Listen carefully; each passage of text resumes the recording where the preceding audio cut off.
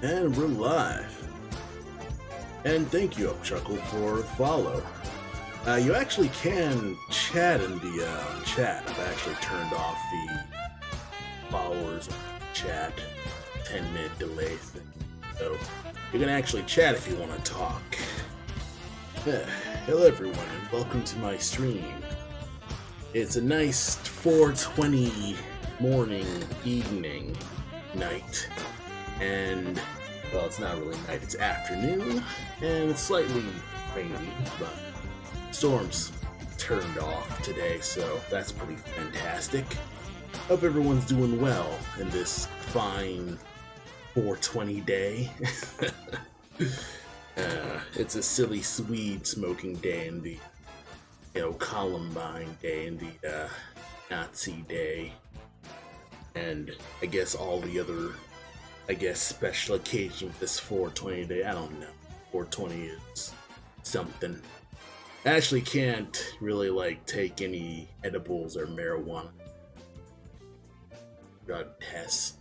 That can be a problem, but no, I'd say if I manage to do my art and I manage to get to a point with my art where I can do my art full time. I think the first thing I'll do when I guess I do my first day as a full-time artist is that I make some edible brownies. Learn how to make, the weed brownies and things like that. I bake pretty often, and that's been a little hobby. Thanks for the follow, Defco. Yeah, you can actually speak, and I just need to change that message. Every time I stream on Twitch, I always just forget to change up some settings. But yeah, you can actually chat right now because I believe I turned off the delay. I used to have the delay mainly to kind of just have a slight moderation type thing, but that's kind of how that goes. But yeah, what have I been up to for the past, I'd say, few weeks? Well, I got a new t-shirt from a place called Cute as a Butt Studio. Oh, hey Andy. It's nice to see you catching me on my actual stream here. Yeah, I'm kind of just showing off my new t-shirt that I got from an artist named Jarrett Moore. He has an Etsy store called Cute as a Butt Studios, and you know what? I'm gonna show for my friend actually. As Butt Studios, and he has some pretty great D&D items, and a whole bunch of items, stickers, little dice stuff. But yeah, I got his t-shirt, and I decided just to wear it today because it's fantastic. So yeah, check his store out, pick up a t-shirt. I got a t-shirt, it fits nice, it's a nice 2X t-shirt. I got both a white and a black shirt, and if you follow me online, you've probably seen it already. And that's kind of just a whole bunch of stuff. And you know what? Meanwhile, while I'm talking about that store, I might as well talk about my store, because I also have my own Etsy shop. It's etsy.com/masterfran, or etsy.com/shop/masterfrancomics. Though I can just type in a command. Let's see if this command actually works here. Yes. So command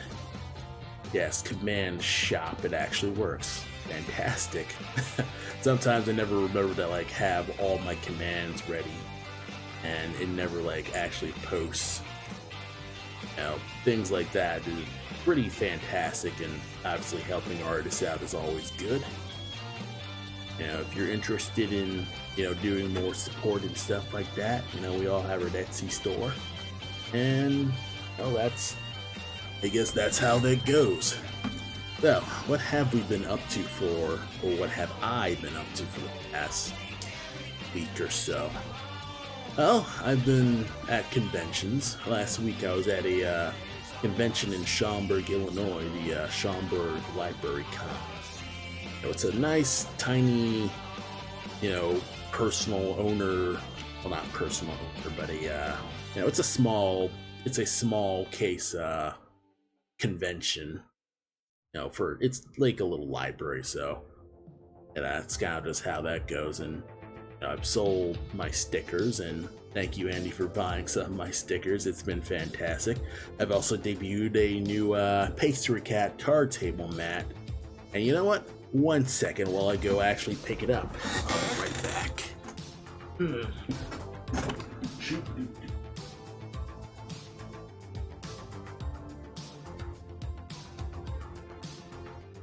So, I currently have a new table mat here, and it is fantastic. It's an 11 by 24 table mat. It's huge, and I've been, it's a nice stretchy fabric. It's got like a rubber backing and stuff like that. And this has been a cool little print thing that I've seen at a few other cons. I was like, I should put my art on that. And that's pretty much just what I did. I asked them, where'd you print your table mats? And they told me, custom mouse pads, and it's a nice place where you can just post your artwork, and they'll ask you questions, email exchange and stuff like that. And after a while, after shipping, after they're printing and stuff like that, they print it, and it's fantastic. So I use a place called Custom Mouse Pads, and I could probably just drop the link for anyone else who's also an artist here and want to, improve their con life with their own printing. I've got Custom Mouse Pads right here. So I'm just dropping a crap load of links all over the place. And it's been, my little, my several different ways of evolving, I guess, my print game. It's been me kind of just tackling, okay, what can I make besides paper prints? And that's kind of just what I've been up to. Oh, you're doing your first con next month, so this is genuinely great info. Oh yeah, your first con can be a doozy, but I'm confident you'll do well. You said it was All Monsters Weekend, All Monster Fest, or All Monster Weekend. I'd have to double check. All Monster Fest. But yeah, your first con can be tough to do, and so it's not that tough. My first con was a smaller con in Joliet, Illinois, and it was called Galaxy Comics and Entertainment Expo. It's actually sort of got replaced by Star Wars Fan Fest, like Star Wars Day Fest in Joliet. So that was kind of an alternative to the Star Wars Day, and it started several months earlier than the Star Wars Day, but actual runner of that decided, it's exhausting running 2 cons, so they discontinued that first con and they just focused on Star Wars Day because it's overall more popular. And I don't blame him for it. It's just he has Star Wars Day usually when I gotta go to work, but that's kind of how that goes. But yeah, it's pretty nice doing conventions. The first time I printed Shirley's Day was probably just my big game changer when it came to me feeling good about my artwork. And sorry. And when I finished Shirley's Day and got it printed, that was also my indication of, okay, let's do conventions and things like that. And hoping to make it out to one of the cons you're at, especially with how close they are for me. Oh yeah, I'm you're local Illinois, so yeah, I keep talking about it. My next big con is gonna be Anime Central, and that's in May. April. Yeah, that's in May. Anime Central, that's probably the largest one I'm doing. Next week I'll be in Plainfield for their library con. And after Anime Central, I think a bunch of smaller ones. I remember Lockport in Comicopolis in Lockport. I'm doing that. And There's also a bunch of different cons that I'm debating whether to table at or just visit. So there's this other con called Video Game Summit, which that's in McCook, Illinois. And I've recently found out about Video Game Summit, and that's a perfect place to kind of just show off Black Mask, like some videos of Black Mask with that, and kind of just get a little mailing list here. See if I can't. My mailing list. Ugh. Oh yeah, I made a tiny mailing list, just a basic paper and a table mailing list, and yeah, I did that for Schaumburg Library Con, where I kind of just had a tiny screen of a video playing of Black Mask, just a YouTube video of the beta test. Status of Black Mask is still Adam's working on it. that's pretty much the status of Black Mask is Adam is working diligently and figuring stuff out, and I am doing pixel art and writing and figuring out marketing and blog posts and yada yada, the slightly boring stuff of the creative process. And I do that in between my day job and doing the commissions and stuff like that. Yes, I got the coveted ASIN spot, Andy. I won that giant lottery. A bunch of my friends didn't win the lottery, which is the shame. I was hoping I'd see them again. Because, one of them, they made it last year, but I guess they just didn't do it. And, it's how that goes. I tried my best to, that's pretty much how it goes. Sometimes, I think next time at a different one, I'll probably table share with some of them. If I get into C2E2, I'd probably table share. Because, that is expensive buy-in, and it's still tough to get in. But I have table shared once before. I've table shared at Indiana Comic-Con with Chris Scott, webcomic artist of Ray Fox, and he's been doing that stuff.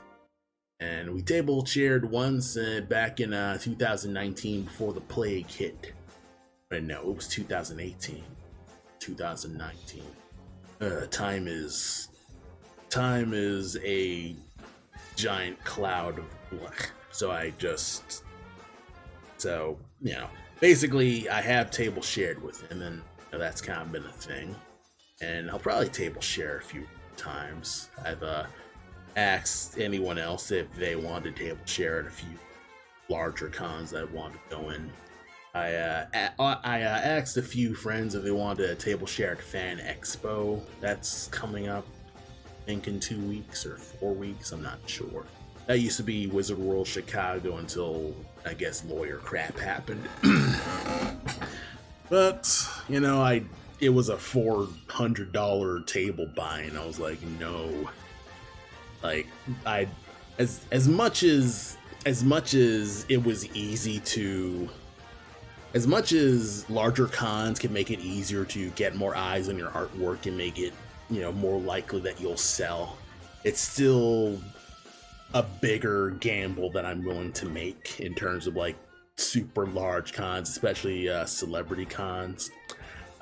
One con that was a bigger con but was a giant bust was there was a new con called Comic-Con Revolution, and that was also back in 2019, and it was mostly a celebrity con. It was just a bunch of celebrities there. People brought their kids over, and it was mostly just slow and dead. That was for 3 days, and it was, I think, a $300 buy-in. That was also a con that I split table with Chris Scott with, and yeah, it was kind of a bum deal. But yeah, that was, and yeah, I don't even think they did it again, actually. I haven't gotten any emails from Comic-Con Revolution, but overall, that's I I wouldn't even go back there if they were still doing it. So yeah, for Comic-Con Revolution, I do not recommend. Let's see. Other cons that I kind of just felt like it was more expensive than it was worth. Actually, that's Revolution was probably the worst of it, really. Yeah. Maybe Anime Magic was kind of not good for me, but that was relatively cheap. Plus, it was their third year. Plus, they were like doing it during E3, or not E3, but C2E2 last year. Like C2E2 was going, plus Gen Con. So it was just sand between all those, so it was completely dead. No one really went there except, I guess, teenagers who didn't really, they couldn't afford to go to the city, so we're stuck at Rosemont. Stuck at Rosemont, like, after Anime Central and stuff like that, so that's kind of how that goes. Let's see. Other conventions, it's, a bunch of different tinier conventions, and that's kind of a good thing about smaller conventions, because when you just get started making, well, just selling art, like those tiny convention and art events really help. Like, a good thing you can do if you're a beginner artist, or learning how to cultivate your career, I guess, outside the internet, like, if you're not like immediately crowdfunding and learning that kind of internet deal, like getting into conventions, art events, art galleries. I recently last year I did an art gallery. That was fantastic. I framed my comic pages, and it was basically just me just being featured in a big wall. That was the first time I've ever been in a gallery, so that's been great. Art walks, local city art walks. I was at the Aurora, Illinois Alley Art Fest, and that was an outdoor, it was an outdoor city thing where, the locals, enjoy the summer weather and enjoy the summer heat. I was outside, didn't have a tent, and I was melting, but it wasn't too bad because most of the heat happened in the last 2 hours. By then, most of my sales were really, I made most of my sales already, so it was slowing down, and I could actually just get up, get out of the heat, get some cool lemonade, get me a shot of beer. And yeah, like art events like that, local Illinois, local city stuff. Like, I've been doing things like keeping my head on a swivel of, like, I'll look at billboards, or I'll look at clipboards at my local library, visiting all over random places, Bolingbrook, Plainfield, a lot of northern Illinois spots. Like, I'll end up like going up to like Brookfield and Oak Brook and Downers Grove and things like that frequently. And that's me like figuring out stuff in the state of Illinois, basically. That's kind of like a nice way to kind of just mitigate doing art, or just getting started doing artwork for money, is just mitigating your costs. I don't really get hotel rooms if I can help it. Even though gas is getting more and more expensive, it's still cheaper than it's cheaper than a hotel room, I'll tell you that much. Like, when me and Chris table shared at Illinois Comic-Con, we made our table back, but because of the hotel room, it still just got washed on it. So that kind of sucked. And it was just in Indiana. Like, it was practically a 2-hour drive for me. So if I wanted to, I probably would have just commuted there and back for all 3 of those days. And I actually did that for, what's it called? It was one in Bloomington. That's what it's called. That's it. Indie something. Comic-Con Bloomington. What's it? Now I gotta like look back at my I gotta look back at my list because I've been. Boom. Yeah, I'll just look back at my convention schedule. And you know what?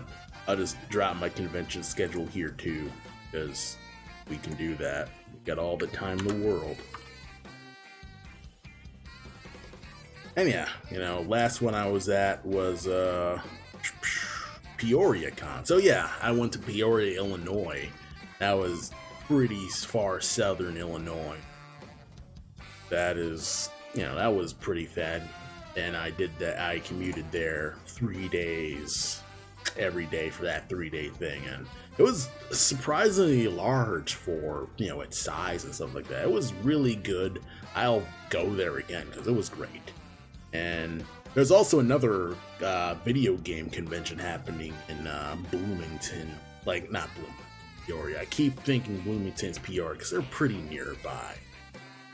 But yeah, there's also another convention called the Illinois Games Con, and that is, you know, a video game convention, which is, it's pretty rare out in Illinois because, you know, outside of the city there really isn't much in terms of game events.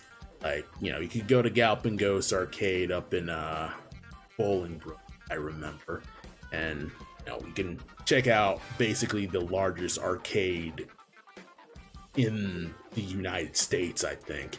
Yeah, I think Galpin Ghost is the largest arcade in the United States. Like, it has practically every arcade game you can think of. And if it's not on the floor, they're probably fixing it. But, you know, it's fantastic.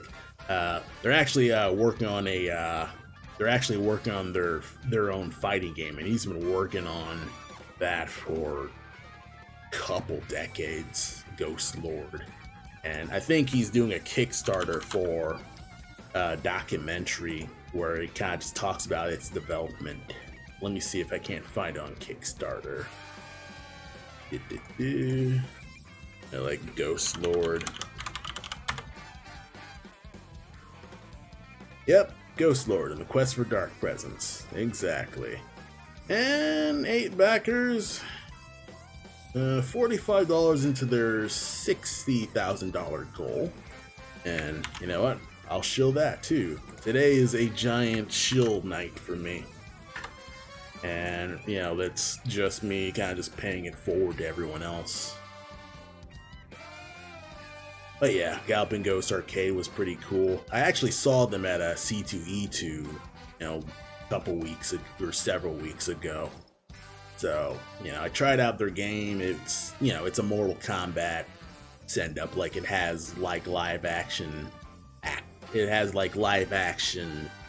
sprites. Like, they actually, like, you know, take pictures of the sprites and, you know, they film them doing the moves and stuff like that. And you know, that's how they did their, you know, fighting sprites and stuff like that. And, you know, I tried it out. You know, I don't understand fighting games as much. I did recently see the Street Fighter 6 stream. That was pretty cool. But yeah, I don't understand fighting games as much as I'd like to, but, you know, that's kind of just how that goes. Anywho's, let's get to doing art because I've been procrastinating. So let's actually just start doing some artwork. So, I've actually been recently working on a few commissions. I recently did a pen and ink commission. This was a digital commission for a friend on Twitter. And it's of his OC role, and it's pretty cool. It's got like a nice, like, far, you know, camera reaching pose. And I like doing those camera reaching poses because I feel like I like doing foreshortening poses. Or even those, like, I think it's less I'm good at foreshortening poses, but more I have fun doing foreshortening poses. So that's kind of, I should probably just keep it up while I'm chatting. Thanks. Oh yeah, and yeah, the foreshortening pose is one of those things where it's like, they're really hard to do and it takes me a while to actually get it right. But when I get it done, I feel really happy because I feel accomplished doing the foreshortening. That's kind of just, you know, what I like doing with my character commissions overall. It's just doing something with really good depth. and that's been one of my recent commissions. So right now I'm working on a new commission for another person. Bada boom. And this is my reference pile. This is the OC right here, and I'm pretty much just doing what's basically a superhero landing pose. And I have a crap ton of these poses where I'll download them from just stock image packs, or I'll buy some stock image packs, or I'll get them legitimately. And it's just me kind of just figuring out, okay, what would really look good. That's usually how I tackle this stuff, is I try to like find as many references as possible that will help me out with this stuff. And that's usually how I go about my process of just doing commissions. So this is going to be a flat color commission. And I can close you. And I'm gonna go just look at my write-up real quick and kind of just give that a look-see. And, basically, they send me a message on whichever messaging app they ask me on, either Discord or Twitter DMs or FA comments, that kind of thing. And, usually I also have like a Google Sheets stuff. They'll send it to me there. If it's like a legit freelancing, they'll send me stuff via email. But that's kind of just how that goes. I just work a bunch of things, and let's get started with this. And I think for now, what I'm actually gonna do is use one of my auto actions, create draft layers. This has kind of been my newest trick, is using draft layers in Clip Studio Paint. So what's cool about draft layers that no matter what layer you draw on, it will always be in the same color. So even if I select the black color, it's always going to be purple. It's always going to be blue on this layer. But if I'm also on this layer, it will be black. It'll be whatever color was the correct layer that I wanted.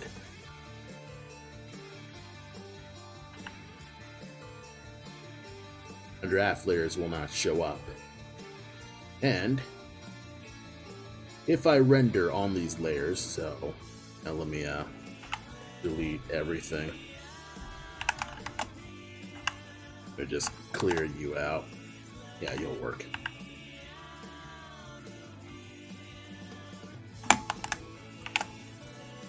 Come on. Wait. What was the shortcut command for? Yeah, that's the. Alright. I'm remembering my stuff. So if I did like this, and then export this as a draft preview, I don't have like draft checked. You can see in the export preview, the draft layer does not show. So let me scooch these together. You'll see a cool little difference here. So this blue line layer, doesn't show up while this draft layer shows up. And basically, it's a roundabout way of just putting alternate layers without putting alternate layers in. So that's kind of just one of those funny little things. Like, basically, it's not really that different from just making the line art, the sketch layer, and just churning it off. But with the line art layer, I don't even have to remember it. Plus, if I'm accidentally drawing on the same layer, it'll let me know. And it'll be a completely incorrect color than my actual inking layer. So that's a nice way to kind of just get yourself, dodging the whole, oh, I accidentally inked or colored on the wrong layer. And that can really help a bunch with that. So I like draft layers, and this is a nice way to kind of just get yourself going. Get yourself going with a lot of stuff. So let's just basically just get started just working. So so what am I doing currently? Sorry. Yeah, here you are just listening to me just crack my knuckles here. And you know what? Let me readjust the music to actually just not shuffle and actually play newest tracks actually. So, I recently found a band on Bandcamp called The Runaway Five, and they're really good. I like their music, or at least I like their music. They're a local Chicago band, and you know they've recently put out an album called Lunar Colony Revolt, and I bought that. It's a great album. I'm gonna play it right now. And yeah, it's a pretty fantastic album. They're really good. They've massively improved from their previous one, so I'll shill that album because I really like what they do, and I like paying it forward to a lot of local bands and indie artists and stuff like that on Bandcamp because whenever whenever with Twitch dealing with the DMCA stuff, you gotta like make do. Usually I listen to bands like Pink Floyd and Campbell, and not very DMCA friendly bands. So the best thing I can do is go through some of Bandcamp selections. I'll search up genres that I've used. Hey Zanny, how's it going? Nice to see you, and thanks for catching up to my stream. I'm actually just about to work on your commission, so stop by, listen to some cool music by Lunar Colony Revolt because they're pretty great. They're nice. They're nice, like I'd say, or like they call themselves pop punk or power pop or nerd rock. But yeah, they're pretty like indie rocky. But this album, Lunar Colony Revolt, it's pretty like synthy, I'd say. Has a lot more electronic to it, so that's why I kind of just like this Runaway Five album. So check them out. They're fantastic. Let's see if we can't get started on this commission, huh?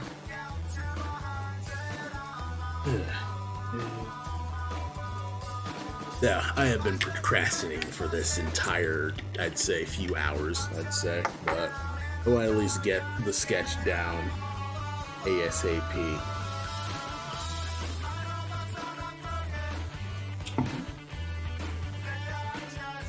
The one giant thing that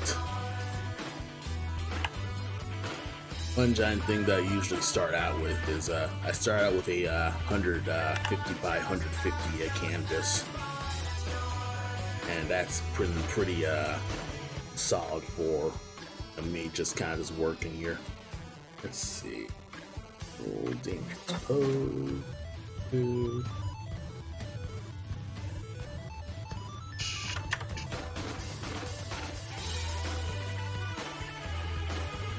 Alright, so roughly 8.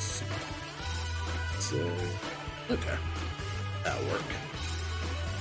So, like something cool and stuff like that. So I'd say one like nice way to kind of just begin some character draws to kind of just establish where the floor is. Sometimes I do this, sometimes I don't. I used to do this in college where I would probably just put like a basic grid or like a nice light size grid.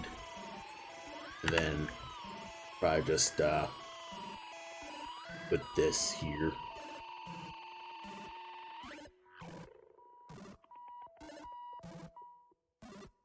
And I kind of just figure out the basic stick figure. Raptors actually have like a much larger. That's gonna be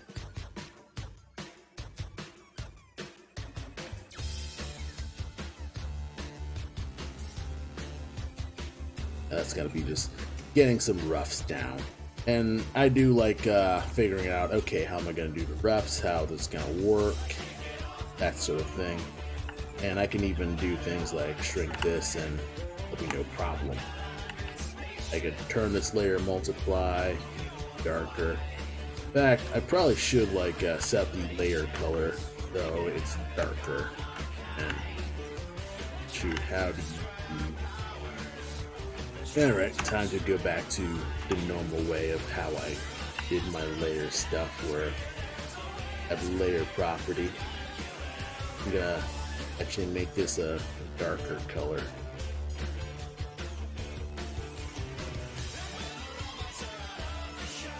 Yeah, I think I factored these layers as on a white background, so that's kind of just how I've done things. And what I like to do is kind of just figure out, okay, what is the basic pros? And just figure out what would make him really tick.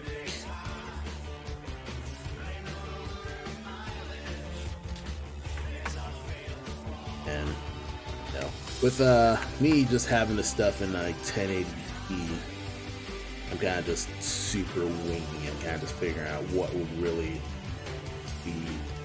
be just getting warmed up, I'd say. Kind of just getting myself figure out what is the essence of the pose. Like figure out the knee, figure out, okay, am I doing like something remotely close to something that... Yeah, because I'm trying to like figure out what would be the real energy of this, so let's see. We could double check. I would need to do that. Let's see.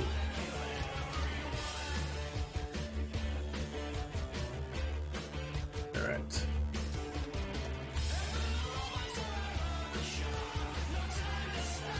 You know what? One other thing that I also like doing is I do try to find the actual real-life version of you know, the animal that a Fursona has. So you know, if for in this case this is a raptor, so I try to like look at my reference photos for, you know, if I have any raptor references, I will look that up.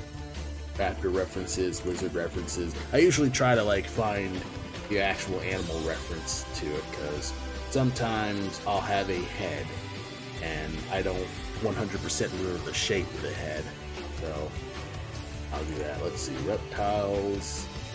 Okay, I do not have any raptor refs specifically, I just have normal little lizards, which is fine, and nothing's wrong with little lizards. It will do. But I do have a bunch of like references that, you know, I do like to at least double check my refs to make sure that I'm able to, you know how to do the general head shape.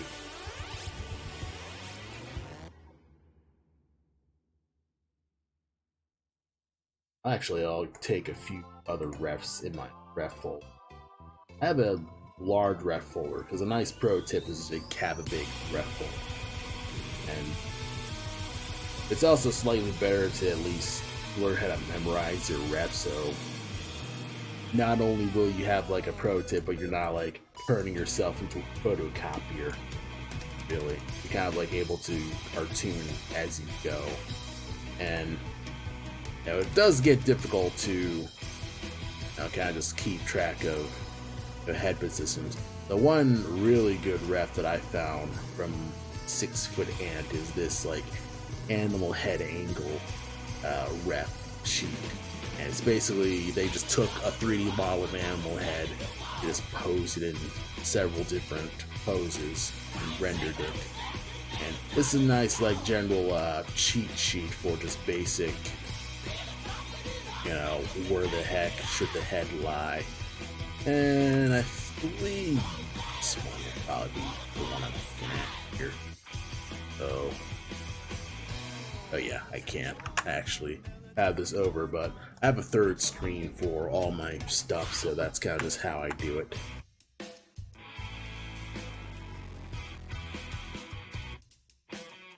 I like to do that.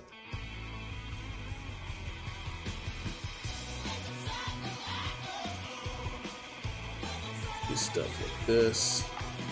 Figure out this basic head shape and kind of just figure out what would be a nice like BA type look.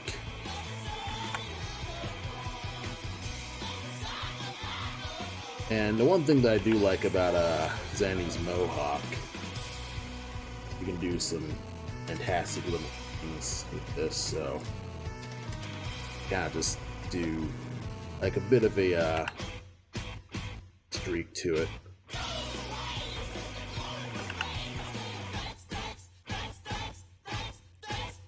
And I shouldn't be going too heavy until I have just the basic.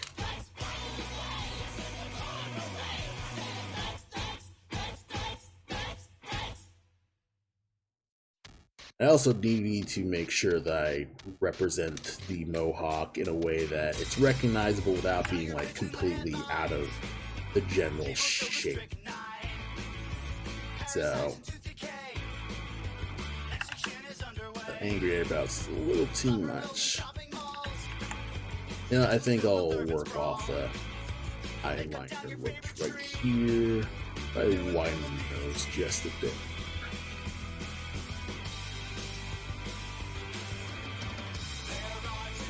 It shouldn't be like being too elaborate because I'm still like trying to thumbnail.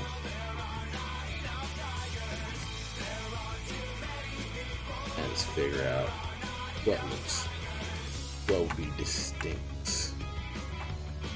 And so far so good. I probably need to push the tail further away. And what's interesting is that you're a feathered raptor. And a lot of people are like, feather raptors are stupid, you know, feathered dinosaurs, nah, this isn't my Jurassic Park. And I'm like, dude, it's more color to raptors. Like, you don't have to be a complete snob about it. You can still have your Jurassic Park. It's not that much of a deal. It's not that much of a big deal. Jurassic Park's pretty fine. Science marches on. Streaks.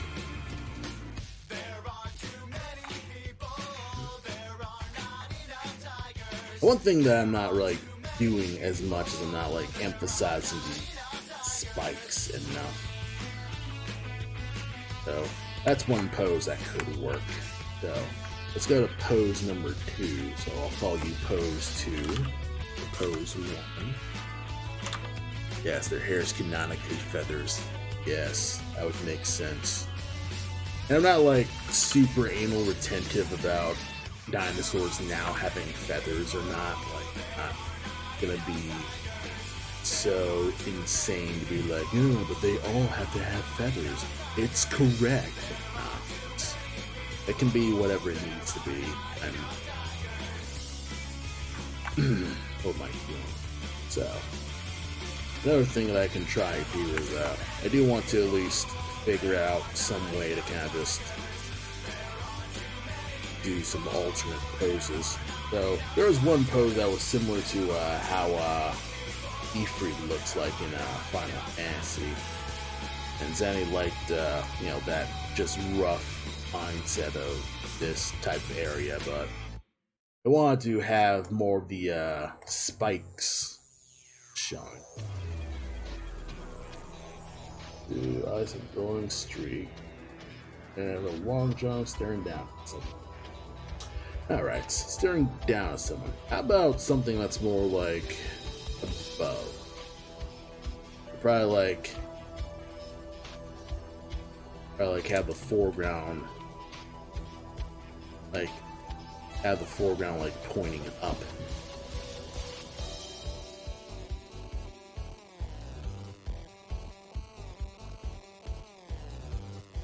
And probably just have the, should put this in another way.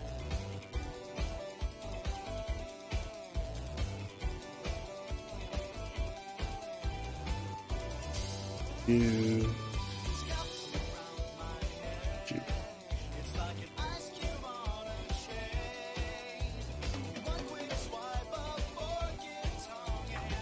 Figure out a nice, more foregroundy type layer. I keep having a bad habit of not like paying attention to which colors are which.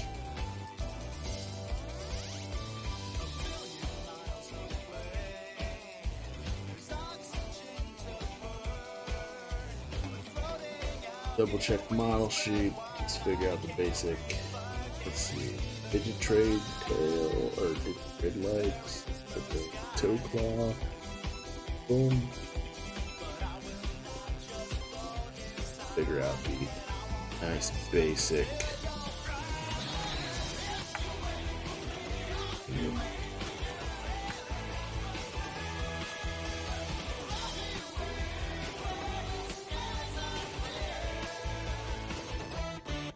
Much more dynamic.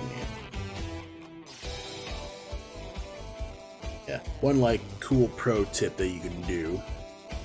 Ah, nice. I'll retain my stretch. Ugh. Yeah, thanks for stopping by, Rhythm Bastard.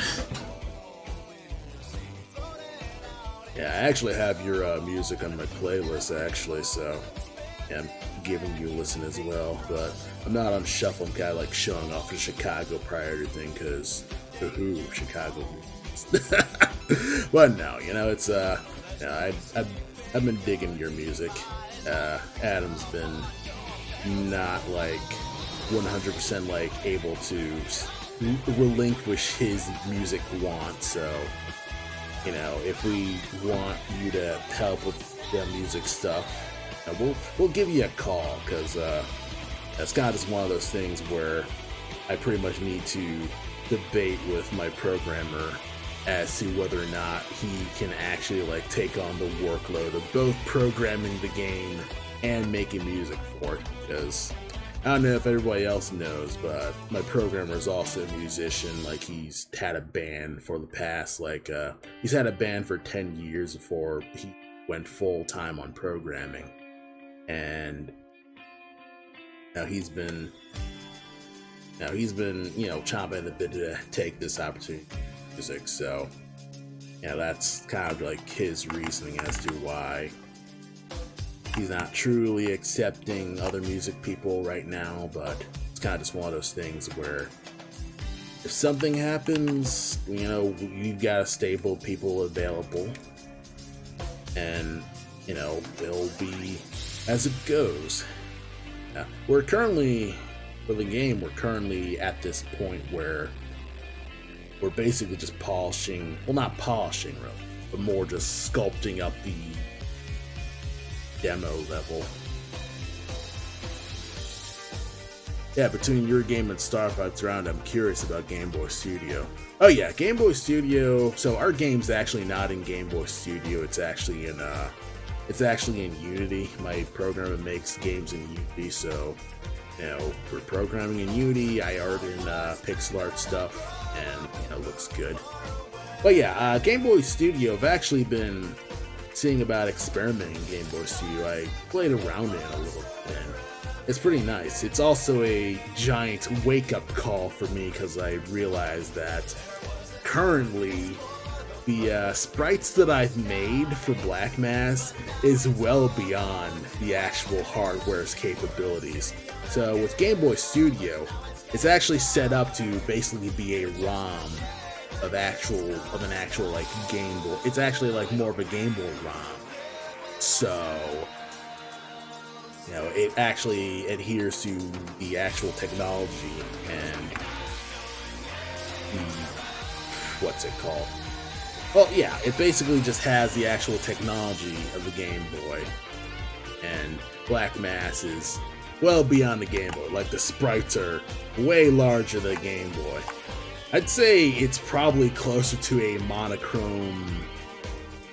Probably, you know, actually, you know what's actually more equivalent in terms of? It's actually equivalent to the Virtual Boy in terms of power. Because, like, so a little, I guess, history lesson about the Virtual Boy. The Virtual Boy was Nintendo's garbage can worst console ever. And a tech thing about the Virtual Boy is that the red filter of the Virtual Boy is not actually like the Virtual Boy screen. It's actually, the games in Virtual Boy are actually black and white itself. Let me see if I can. You know what? Let me open a sprite, actually. Let me just. Well, the actual games in Sprite, and I got this from VGMaps.com. They have really good sprites and stuff like that. So, these sprites are actually black and white, and the Virtual Boy has the Virtual Boy has the red LEDs, and that's how it displays its screens. But you can see, like, these Virtual Boy games have really elaborate detail. Like, they're practically monochrome Super Nintendo games. And now, like, looking at Virtual Boy stuff and comparing it to Black Mass, it's kind of like, okay, actually, it's more of a green Virtual Boy game. And yeah, we have considered, like, okay, having Virtual Boy colors, that'd be funny. But no, that's kind of just one of those things. And we have been debating on and off about whether or not to put Black Mass in color. Like, my programmer has trouble, you know, like, programming all the game in just green. It kind of, you know, it's tough for his eye. So he has, like, done little color experiments just so he can deal with it. I myself, I can live with the green because I'm an artist. I understand the concept of monochrome and making it so it's colorblind appropriate and things like that. But yeah, you know, it's not completely black and white. Like, say, I think these items were actually like a function of VG Maps. I think it marks where items are supposed to be. I'm not 100% sure how it goes. But yeah, these sprites, you know, they're large, and it's impressed me of, you know, the Virtual Boy is kind of a hidden gem in some ways, and I've been, you know, whenever I get the time, I kind of just do some research on, you know, how a game, you know, how to, like, visualize many of these so that they, you know, they look good. Oh, you're colorblind as well. Like in Fortnite, I have to really separate the difference between blue and purple. Oh, okay. Yeah, I have a friend who's also colorblind and there's planning stuff for colorblind things. And yeah, also, you know, doing a Game Boy Pal is also a nice, fast way of learning Pixar because, you know, it's monochrome. You don't have to worry about actual colors. It's just you and the values. So, you know, shadows. You're just working with shadows and shading and highlights and stuff like that. Highlight. But yeah, just work with shadow shading as highlights, and you don't really need to worry about, like, the values just yet. So that's been good for me going forward. I could probably, like, make it more down, perhaps.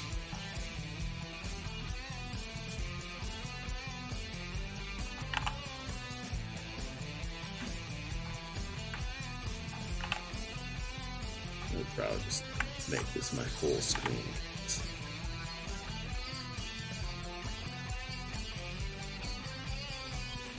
Thank you, full screen. Have gone well beyond.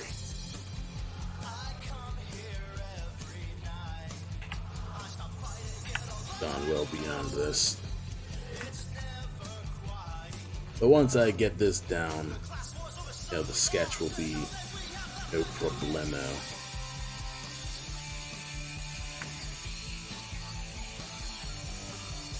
A nice little pro tip when it comes to like drawing some furry teeth is to start with the bottom teeth first, because most animal teeth, they actually have their the long canines are actually longer than the bottom.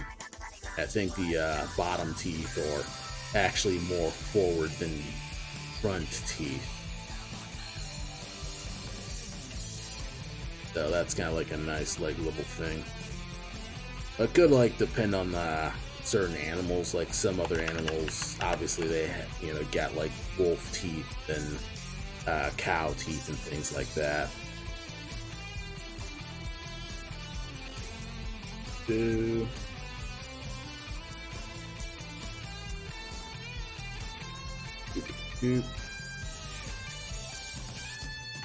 Something nice and dynamic.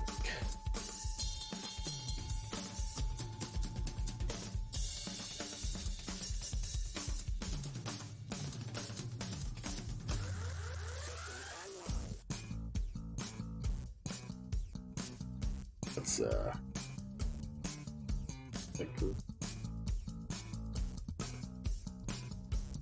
we'll go to a mohawk per se. Like fattens out a little bit.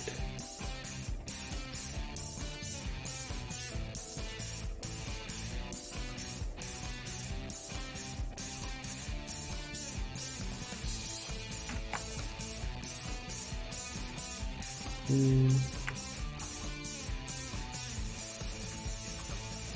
yeah, still multiply. I'll live with this because this is just a draft layer. Like once I get on the normal stuff, there'll be no problem. Because I'm just sketching on my regular inking brush. Like this is my basic round brush where it's me just doing regular inking, and it's been my favorite just round brush because I managed to get the brush settings to be in such a way that it has a good thick and thin feel, and I haven't been able to like make another brush that feels as satisfying. Like I've got a thin mono brush, and on one hand it's pretty stable. It's good for if I have an animation brush. This is a really good, if you have a more thin line art style, anime art style, this is a good monochrome brush that I felt. But I do miss the thick and thin. Like I don't have the blobbiness of it, and I usually don't ink with anti-aliasing on because I personally like whenever I'm editing my traditional artwork, I edit it so my ink art is converted to like just black and white, just the inks, like no grays or nothing, so I can actually like select it and then flat color it, and it's no problem. Like most of my, I guess, art comic workflow is comics based. Like I've got a majority of my workflow from working on my comics, and it's tough to really like deviate away. I've done paintings, but I feel impatient when it comes to paintings, and I don't even know why I'm working on this just yet, because I haven't even established the thumbs. Like I still need to do basic thumbnail stuff, so it's this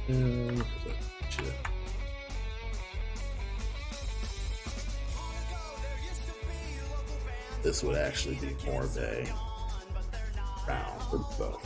Right? So they're both round. One thing that I keep forgetting about raptor claws is that they're large. They're more like big, round. Let's see, Digitrade feet. The Digitrade feet is difficult, I'm realizing, is because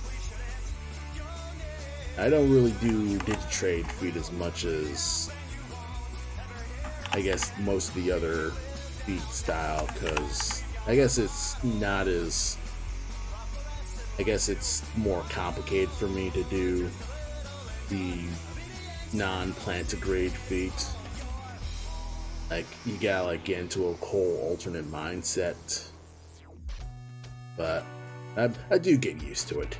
It's one of those things where I guess it's just not my preference. Like, a little young, but I'll do with that. Technically, okay. So far, so good. They like.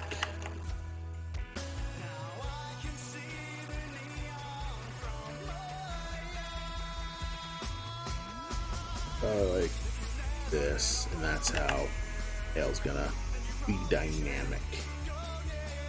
And the tail will like go, and then that's how. One slight. I think that's how it'll work. It's like a thing. I could probably do either this.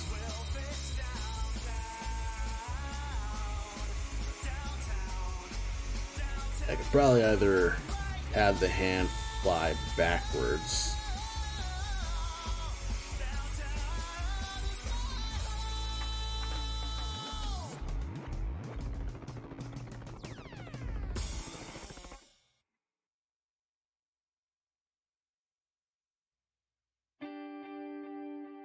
Okay.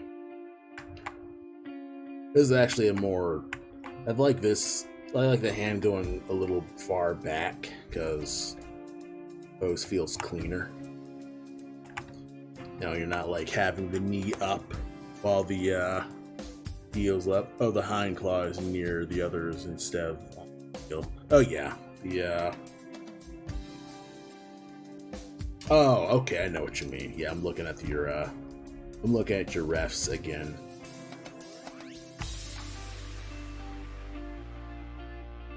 I take it it's more like a, it would work more like a, I'm guessing a,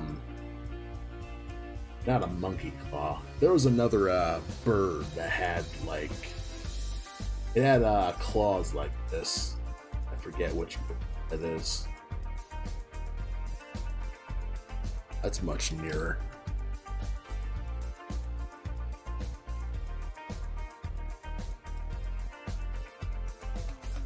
Grasper toe. Yeah, like I think woodpeckers have that sort of toe style. A hawk maybe? Yeah, probably a hawk. Need to look up hawks more often. Yeah, I'm like going through the FC, kind of like figuring out, okay, how do you do this? I'm going off of someone else's anatomy. Like, I'm not really like going off of, I guess, my own personal research and interpretation. I once found a diagram on Fur Affinity where it actually goes to the actual anatomical musculature. Like, I think this person is an actual, I think an anatomy artist or something like that, but they actually go through the real muscle structure. Let me see if I can refs. Because I save this everywhere. I bet I found it somewhere.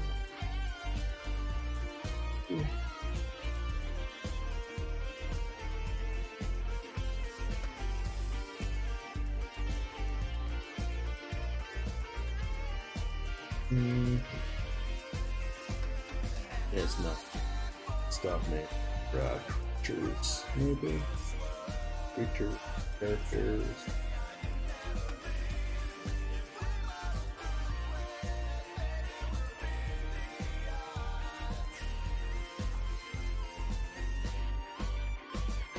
Monsters and creatures. So this is the spot where it's like, okay, let's put in the mythological. or like not specifically furry, but more just, you know, chimeras stuff. I believe it was this person did stuff like this. I think I'm close. Okay, so this plus like they do stuff like this where they actually break down the skeleton stuff.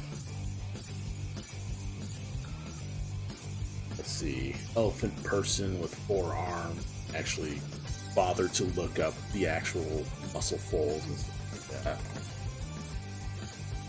Let's see.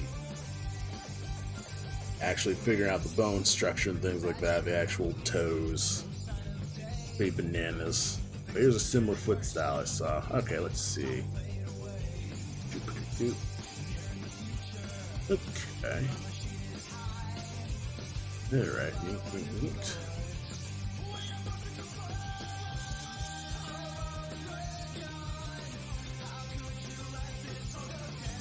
Similar foot styles to work.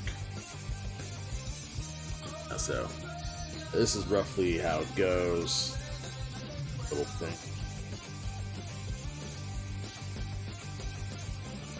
That's how it. Oh yeah, there's a bunch of different foot styles. Oh yeah. Blah. Oh yeah, here's a curse image for you. It's like you be smoocher. Yeah, I do like finding cursed images for just cool ideas for monsters, so my folder's just full of cool ideas for monster design. So that's kind of just me just futzing about.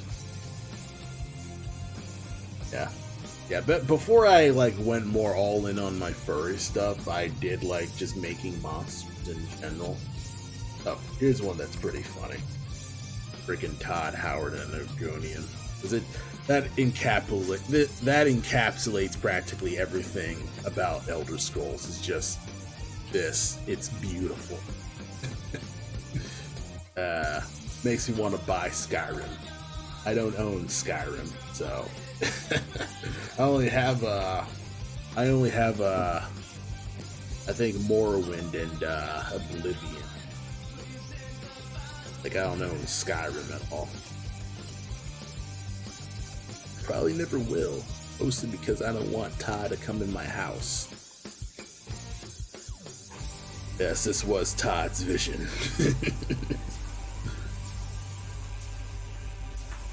Todd wishes for a world where everyone had Skyrim to mod and play as they wish.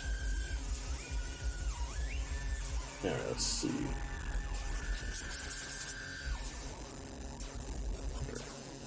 You have normal elbows. And by normal elbows, usually my like weird brain instinct when it comes to like drawing lizard characters is to draw a slight spike there, but that's not correct.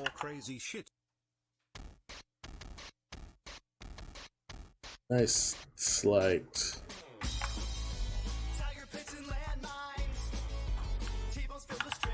Let's see. And a little bit of try to like round this up just a wee bit more.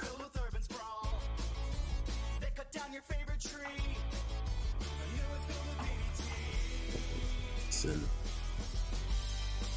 Oh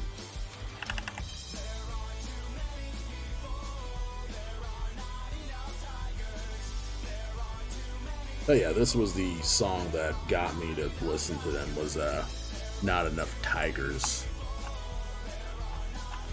I like this song. This song encapsulates practically just most of my feelings on life.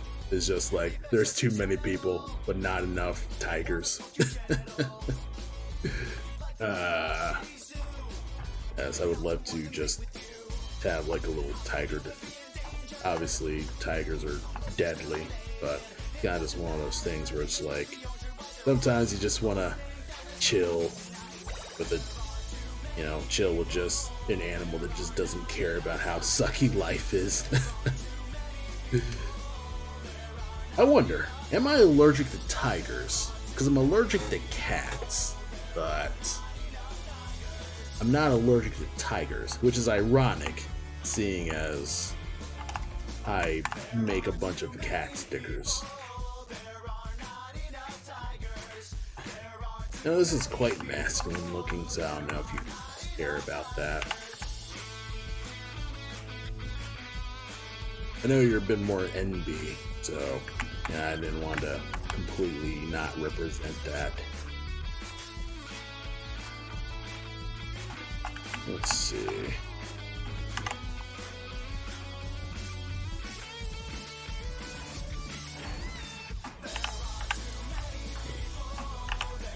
Okay, press OK.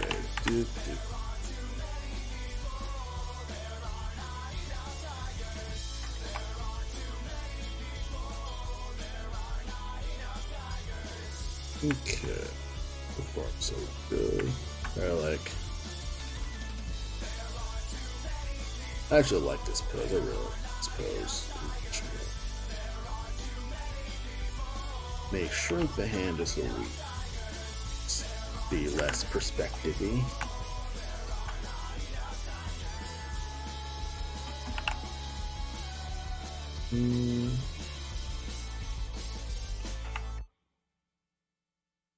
Push you slightly larger. Let's push this. Yeah, keep getting the wrong lasso tool.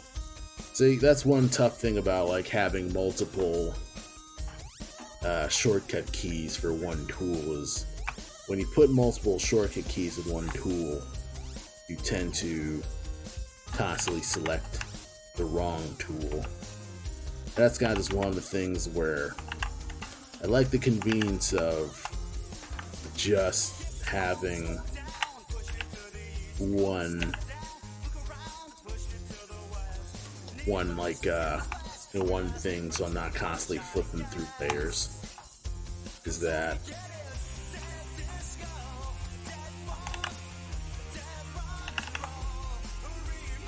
okay? That's good.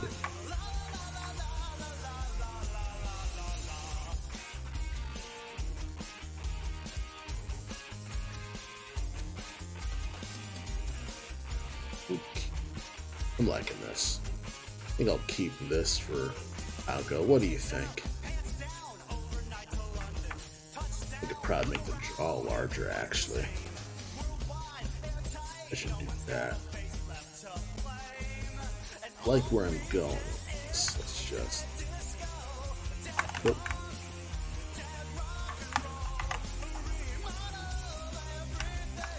Let's make the jaw much larger.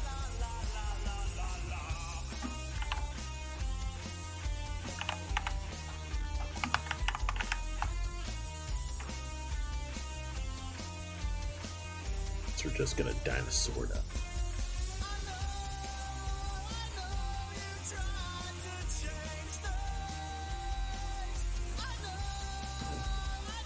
Break up that line.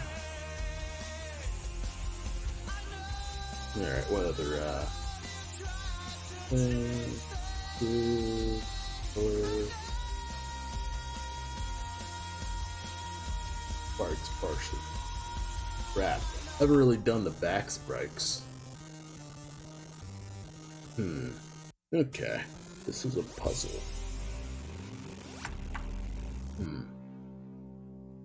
Alright. But I'll at least save you as pose, pose.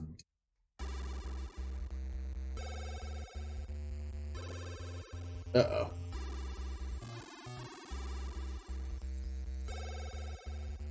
Crap, did I delete one of the things?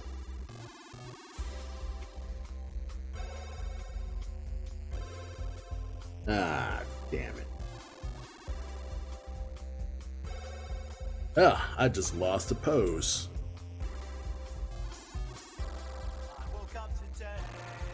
Well, I'm perfectly happy right now. Luckily,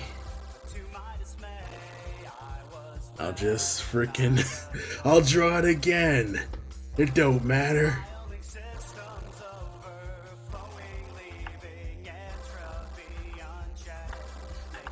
I'll draw it again if I have to.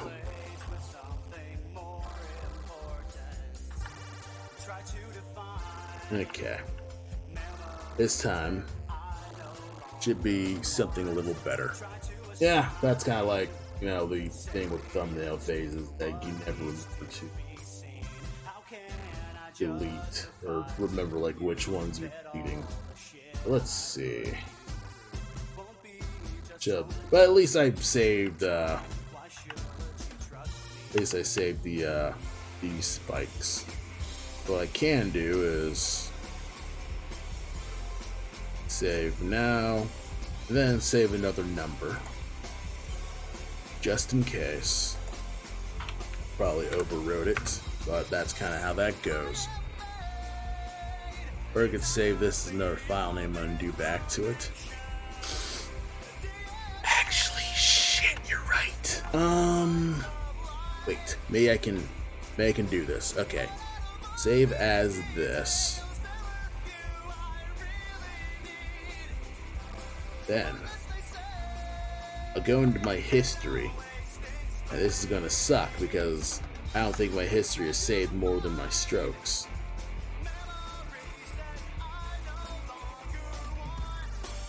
Let's see how far I can go. I cannot go that far.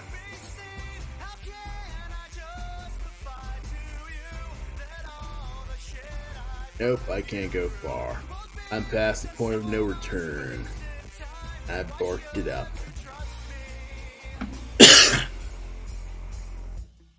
Oh well.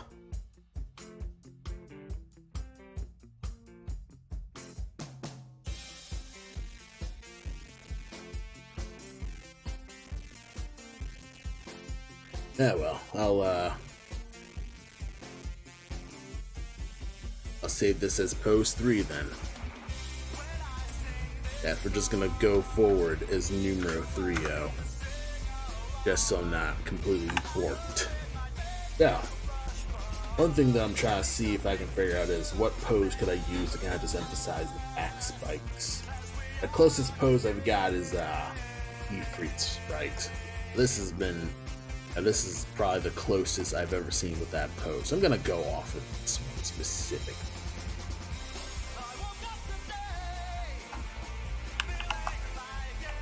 Alright.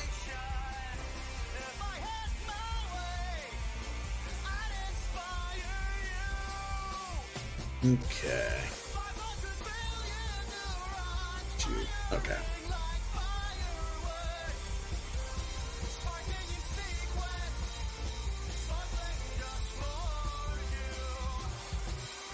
Something that, you know, really just shows the dynamicism of tail here. Body here.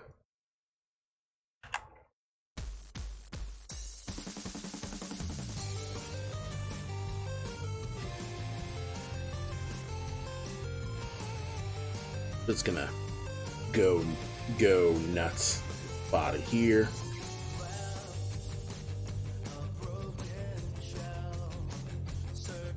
We're just gonna sculpt as we go.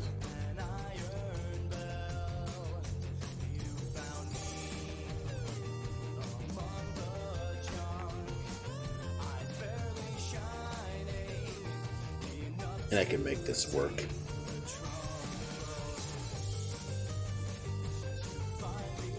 I can make you work. I can recover this.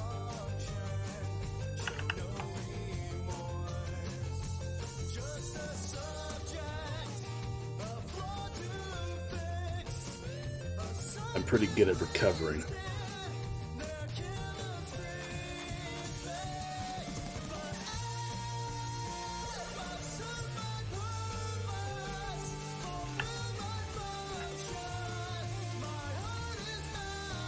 Alright, actually, I think I managed to like do something slightly better, because they're basically in a rough Jacko pose. I don't know if you know about like Jacko Valentine from Guilty Gear.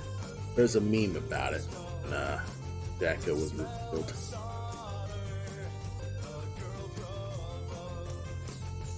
Of course, it isn't exactly the pose, but it's kind of just in that vein. This also reminds me of, I think, Lizard Man's pose from Soul Calibur. Like this exact, like, crawl pose. You know what? Let me look at Lizard Man's Soul Calibur pose. Yes, let's just go on Creative Uncut. Yes, we're just gonna take a trip to Creative Uncut. You know what? Let's journey to Creative Uncut. You know what? We're gonna shill this link. CreativeUncut.com. Best place to get video game. Well, actually not concept art, more production art. Promo art, actually. Because this isn't really concept art, really. Like the stuff that's on the video game. Because it's, I mean, Video Game Uncut, because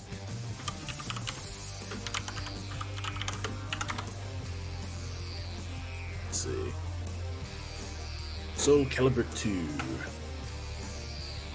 Lizard Man. Where's Lizard Man? What? Soul Calibur. Lizard Man's on Soul Calibur 2? What is this? Am I blind? Alright, how about Soul Calibur 4, I suppose? It's Lizard Man in Soul Calibur 4.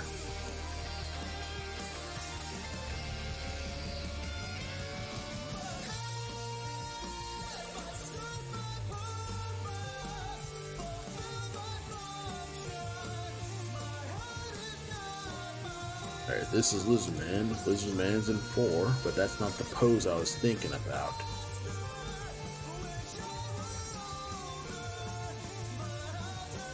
Alright, let's hit the Soul Calibur wiki. Soul Calibur.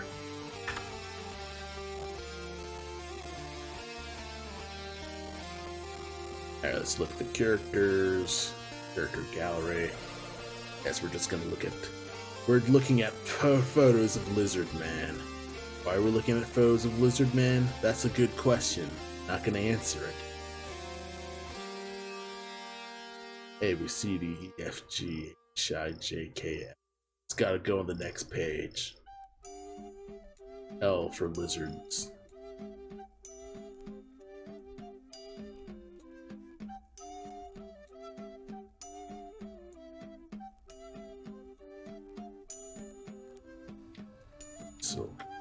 So Lizard Man is in 2, but it's not like a freaking gallery. Take me to the gallery.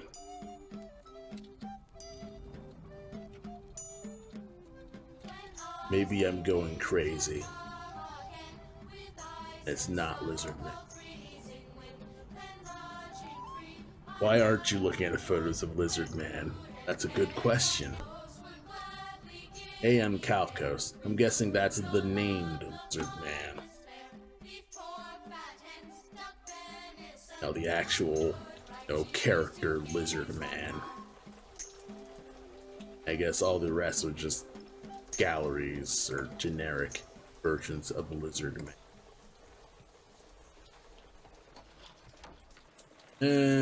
That's not it. Interesting transform.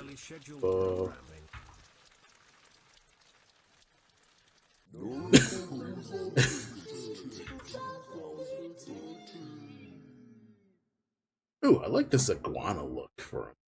This was 3? Huh. I forgot about that.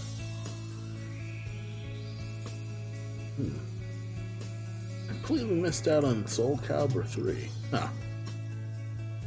It's been a while since I actually looked at Soul Calibur 3 then. Build monster.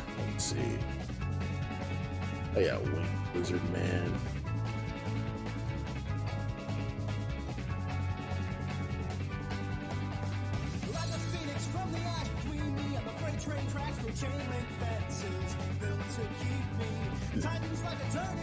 I've never. This is Soul Calibur 4, I think. Yeah, well, you know what? I'll get back to this some other time. For now, we need to get back to drawing here. So what's up with this is that I could probably put the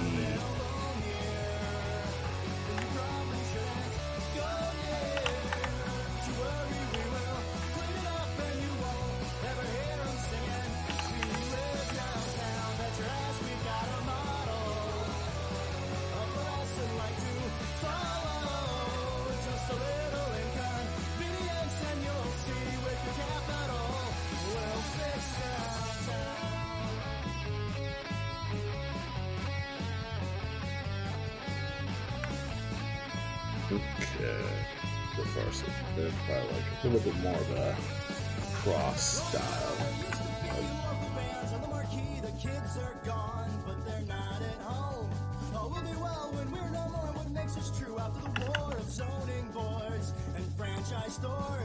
I just want to ride my bike and see the workers all on strike and tearing down Rainbow Bridge. The grand illusions help my Okay.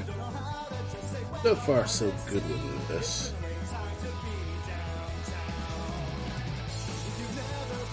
Plus, spikes are now much more prominent.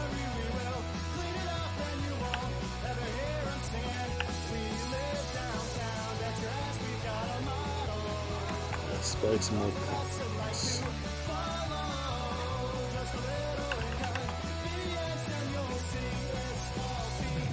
There.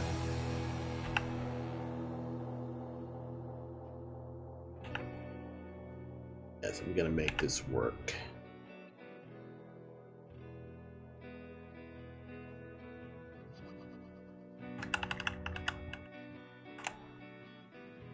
A little bit more hair.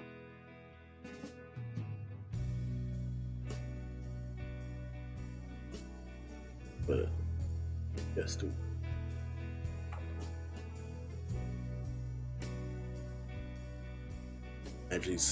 I imagine Zane looking at some big monster like an ogre. Okay. Alright. I like just hunched over looking up, probably. Let me see if I can look at my my like superposed doll. Now you'll look. Probably like boom and dip. This pose doll's not as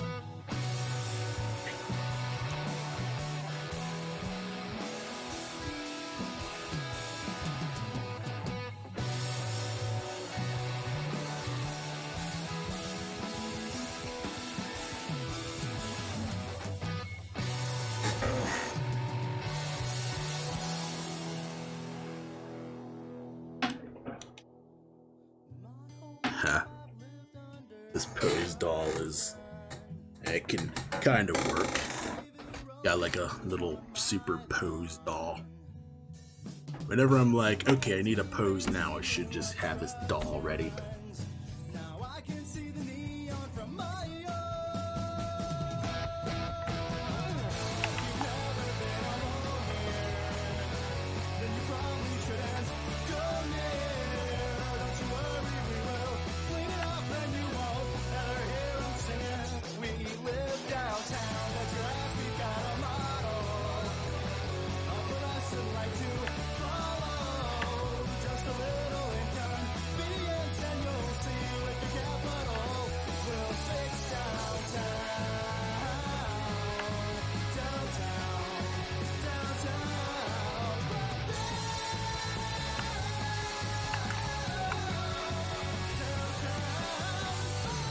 Okay, this is gonna look.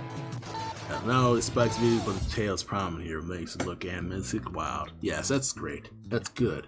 I actually like tails overall because they're a nice alternative to they're a nice substitute for like superhero capes and cool scarves and things like that.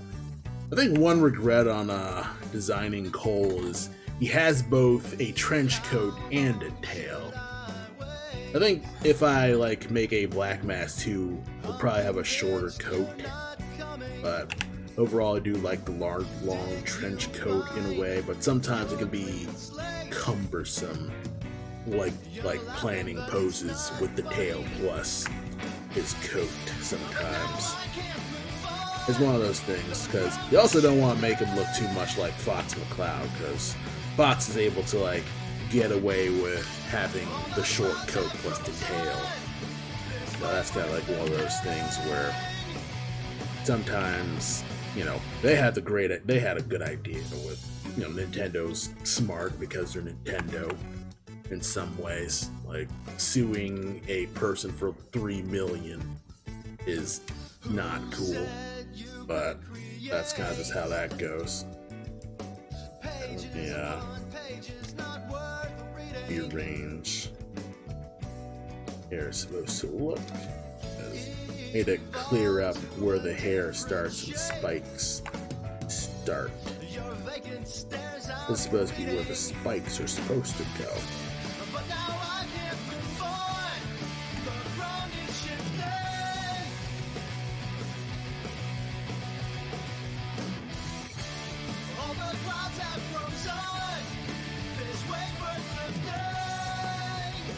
This could be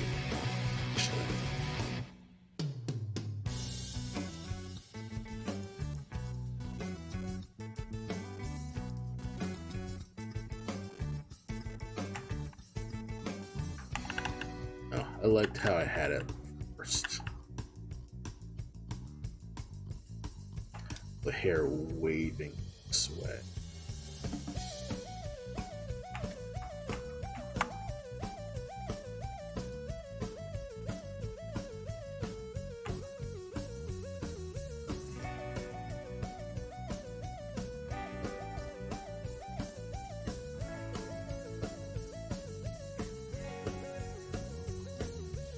Yeah, this is a better long motion.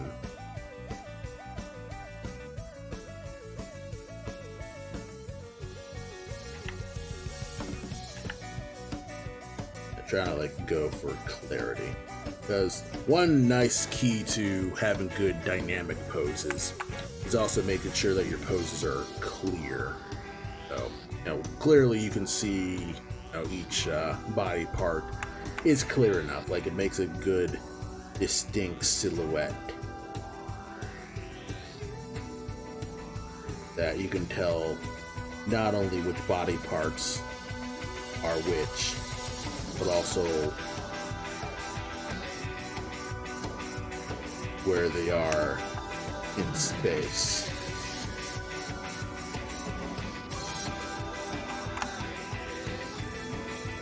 I can make them large or small as I see fit.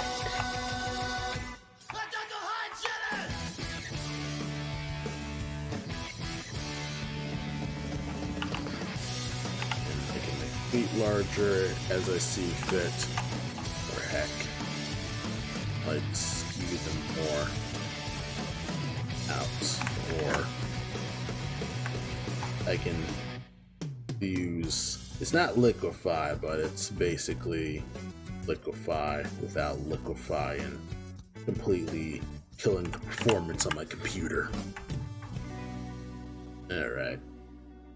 Shrink the back claws, push forward the toe claw.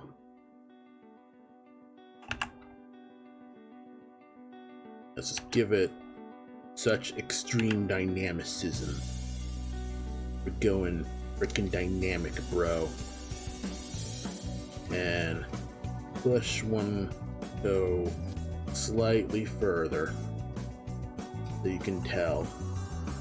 And funnily enough, this is still the ink phase, or the sketching phase, where I'm figuring out how the pose is gonna look. Then I will bump up the resolution to the proper 300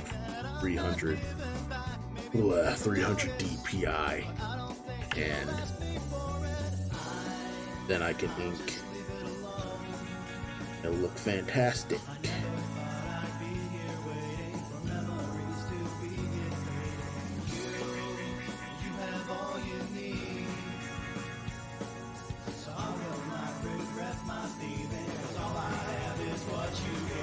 Probably just define the muscle a little bit more.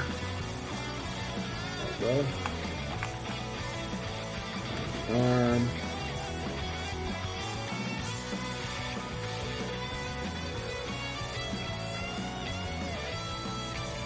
Yeah, I've started to like hit a point where it's like, alright, I am constantly just mashing. I'm in such a flow that I'm not even being normally careful with my strokes. I'm just mashing down. I'm pretty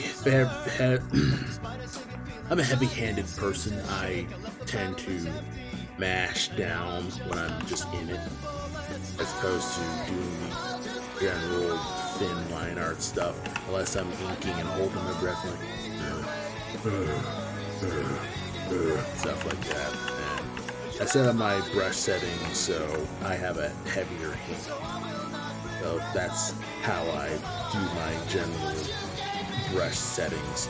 I should probably post my brush settings on my Twitch, Twitch description or whatever the heck it's called, where everyone can just see, okay, these are my settings, these are the brushes I really use.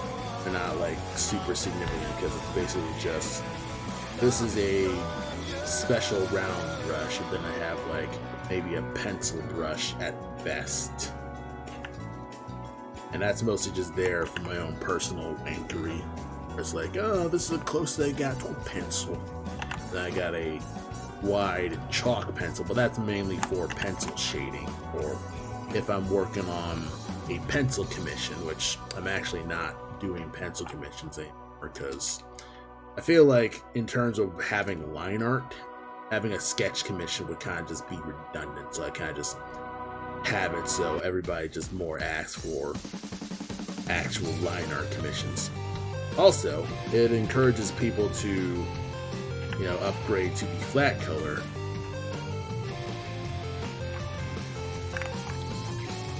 Upgrade to the flat color commission, because I have like a cool commission discount where if you come back to me with a, if you come back to me and I worked on either a line art commission or like you want it to be like colored and stuff like that, I'll give you like a slight discount for coloring it, for like having me color it, because I already have the file. I don't have to draw it again, so I kind of like just do stuff like that. Let's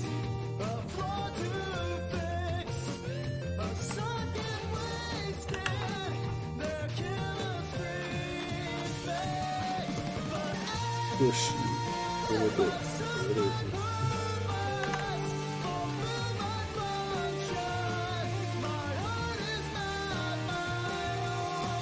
I want the arm out of me.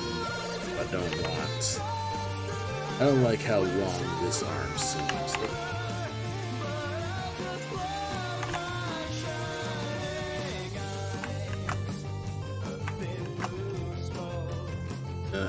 I'm just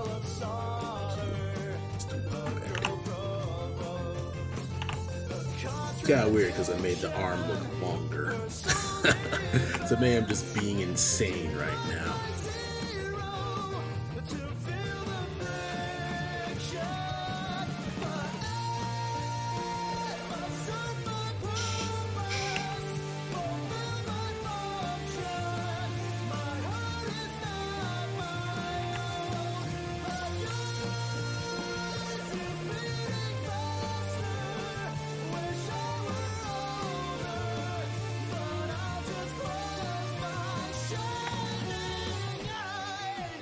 Okay, so let's bolster for just a wee bit more.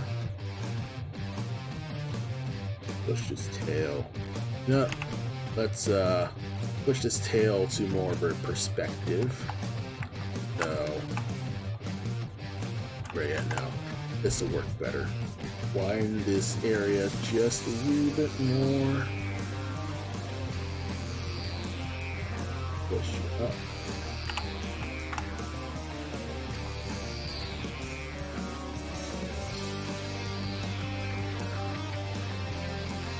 Push much quicker.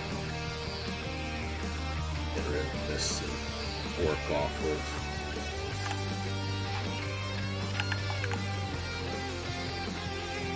Move your center line just a wee bit more.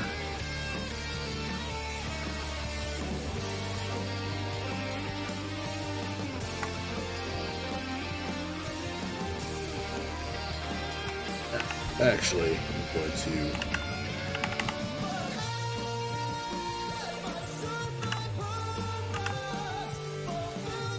push you larger yet again. Never yet. Push you larger. Push you down.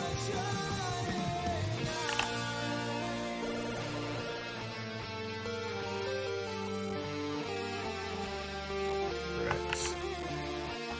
So far, so good.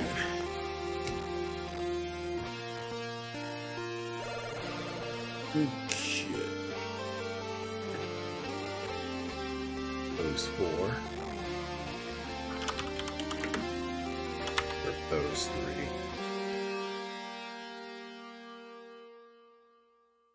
Gonna save you. You're now good. Okay.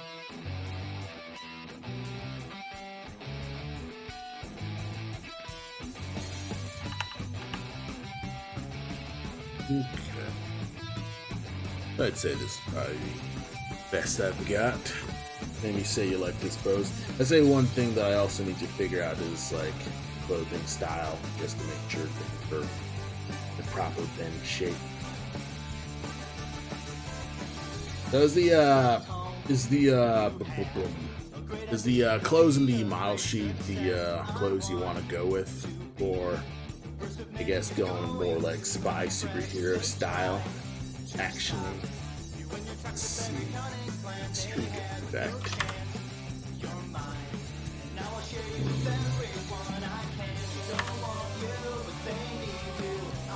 Alright.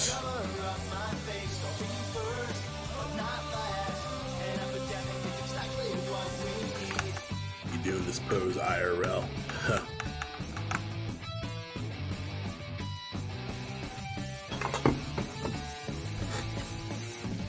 Yeah, clothes, you know, I'm not too attached to them, if you have a better idea. Okay. Well, you know, doing a skin suit's always easiest for me. You know, it's like, okay, if push comes to shove, do a skin suit.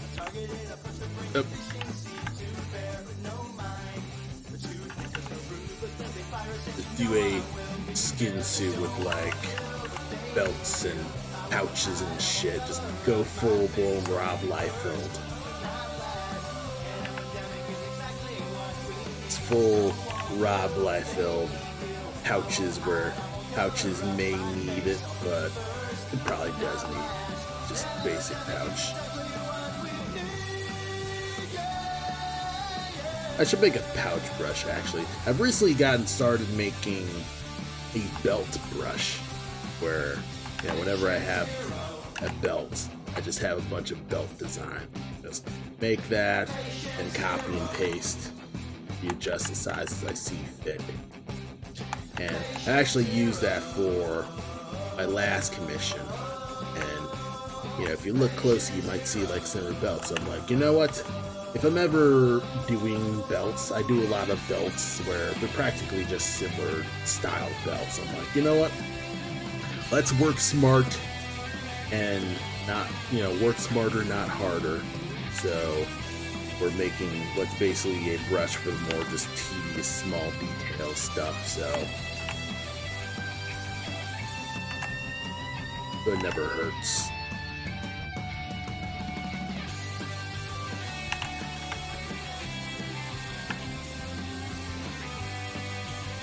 Push the toe claws just a wee bit more. Push the small claws just a little bit back.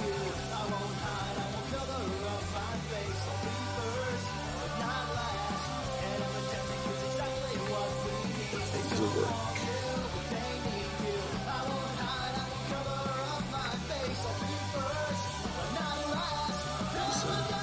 Knee pads are always good. Yeah, we're going full Metal Gear with this.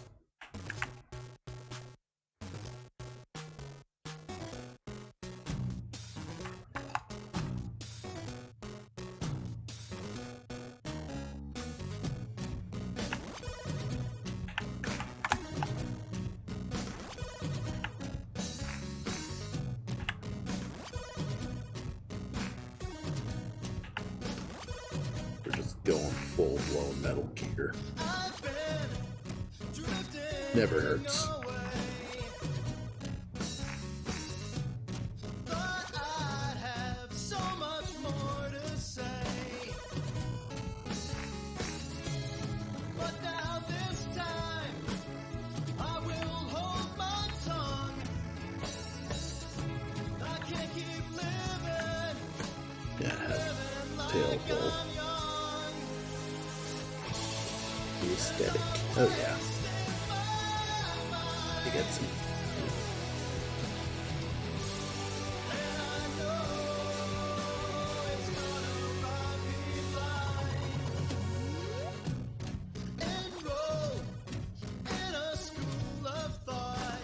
Yeah. And one nice way to kind of like emphasize the pointy stick is to have like little small spots of points where the tail's landing. So like little tiny consummate pyramids to kind of just push things up.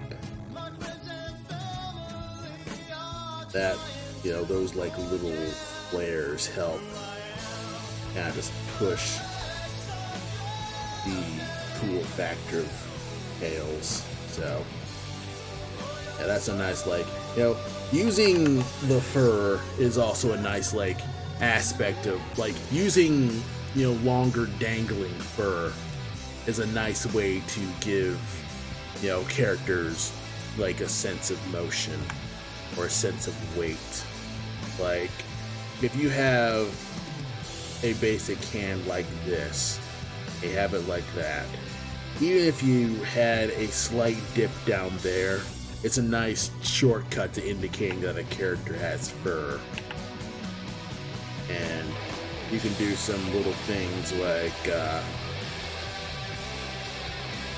you can give them slight fins, you know, make it look like they're in motion. And then you can do things like this, where you have a slight, you know, explosion going one direction.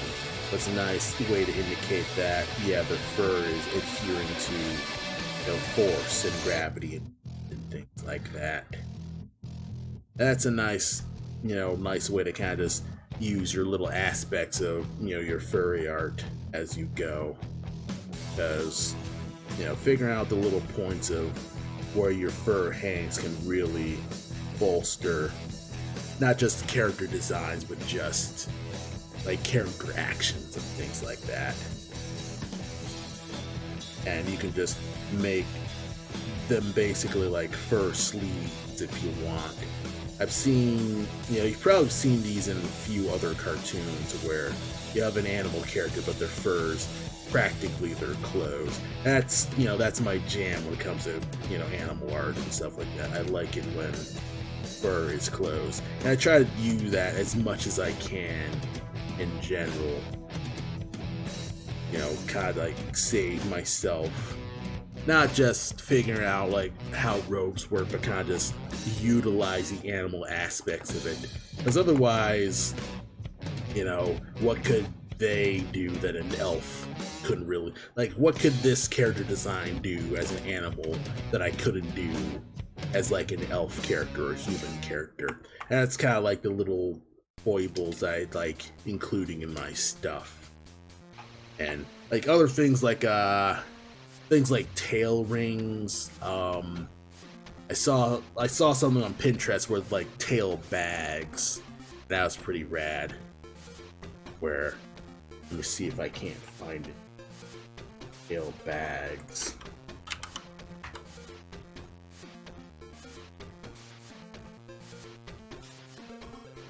Where are you? Not here. Fucking bags.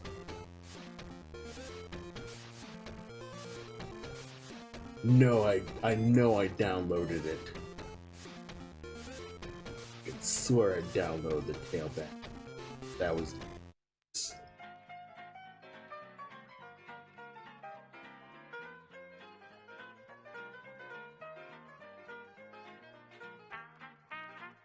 Bug.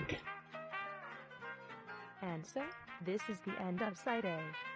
Please turn over your MP3 player and enjoy Side B. Jackass. You know what? It's on Pinterest. I know it's on Pinterest, so I'm gonna go on Pinterest. To Pinterest.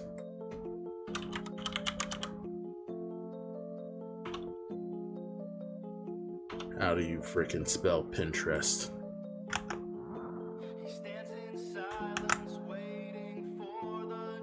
Yes, you can see my weirdo Pinterest front page. Just have weirdo crap. That's not what I'm here for. I'm here for bags. We're gonna look bags.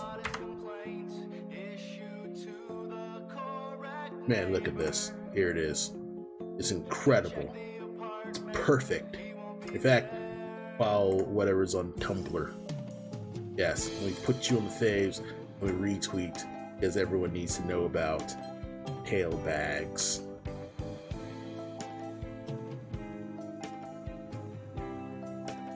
But yes, tail bags, that's a freaking genius thing. And I can't believe I forgot to download this. Yeah. Good image tab.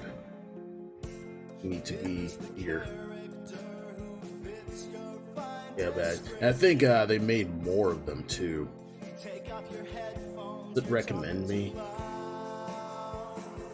Yeah.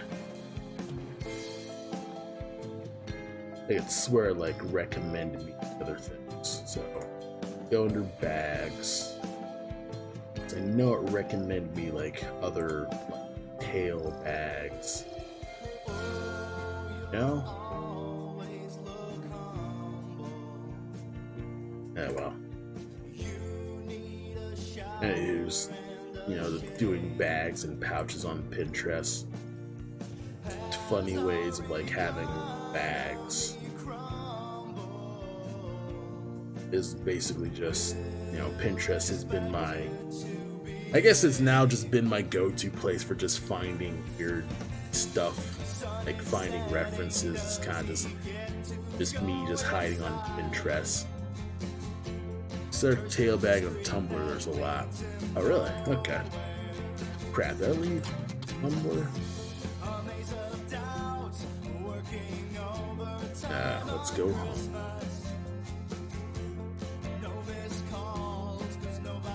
Damn it. Come on, take me home. Country roads. Alright. Tail bag. Come on. Yeah, everybody does have the tail bags. It's freaking genius.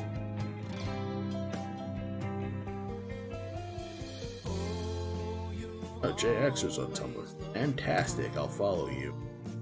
JXer's great.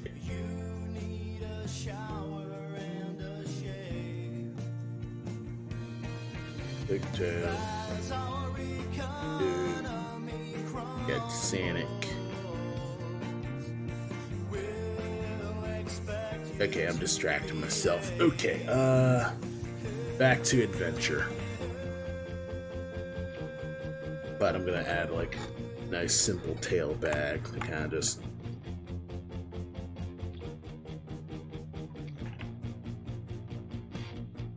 bolster things up.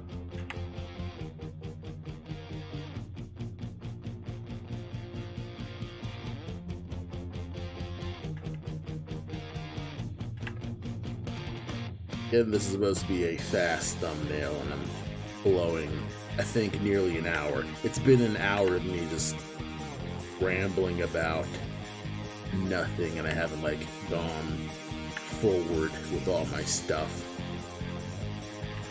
Probably, like, add, like, a slight gap to it to kind of just indicate that it's wrapped around the tail.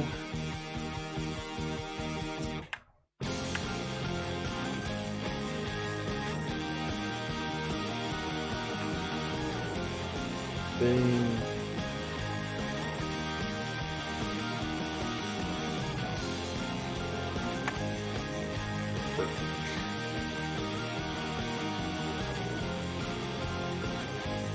Slight shade. Okay. It's getting dirty.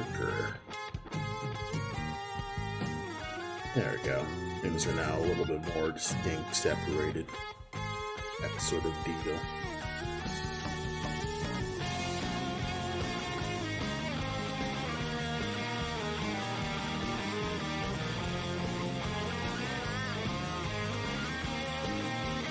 Little spats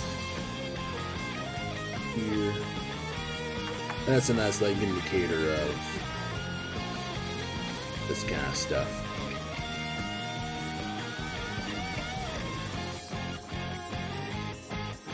Maybe like a little suggestion in the mouth.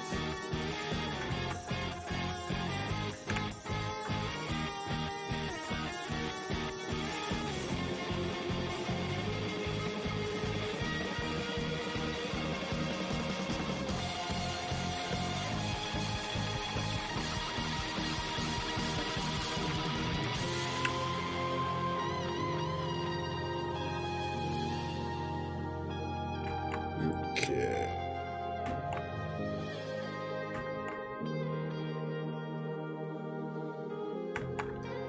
So far, so good with you. Control you. And we could just hop to me actually like figuring out the actual inking, eh? Let's see.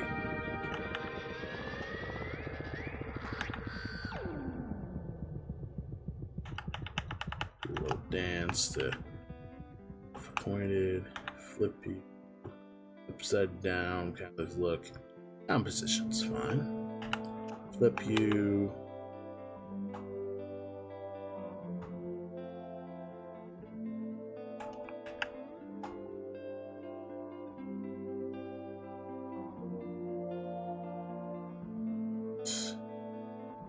I think I'm gonna pick this pose as my golden pose. So, I'm gonna do now, get into the pencil phase. Or maybe the ink phase. Yeah, we'll start pencil so we can just start sketching. And we're going to make your final pose. Drop these out.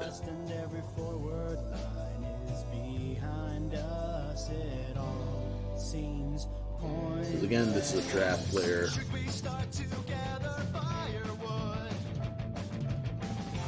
Okay. Then we're gonna put the resolution up to 300.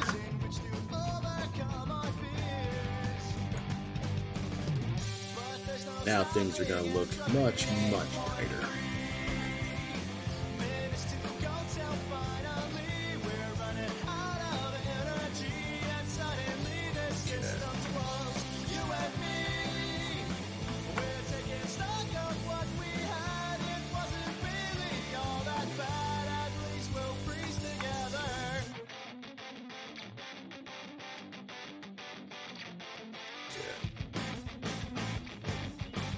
I know what I could do is I could use my symmetry brush to do this.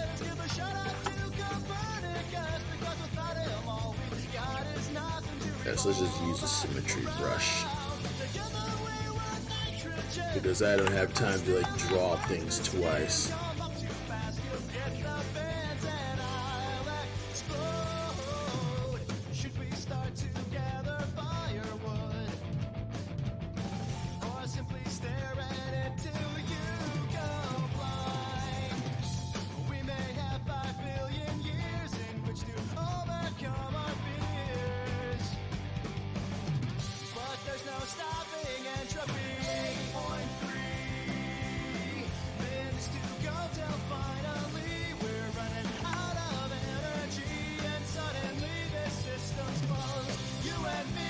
It's fantastic.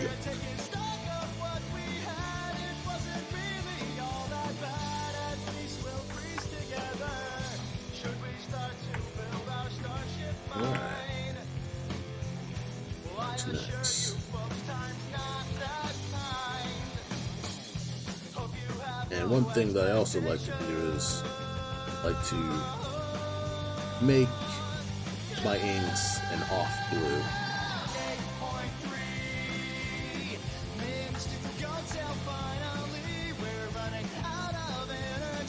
And one like little positive about making your ink lines slightly bluer than just pure black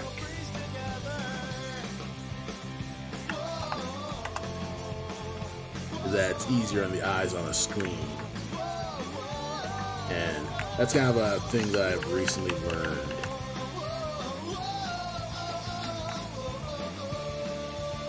And that's kind of just been a little personal thing that I've kind of just learned, I guess, in like tutorials and things like that, where I meet up with other artists and they talk about their techniques.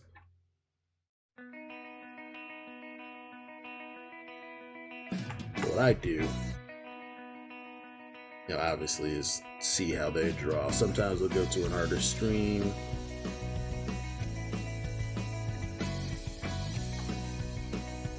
They're streaming and I'll go chat them up sometimes. It's kind of funny because I'm not using my symmetry brush, because usually I use a symmetry brush here. I guess I'm just trying to go looser overall. Technically, I could also go at a higher res too.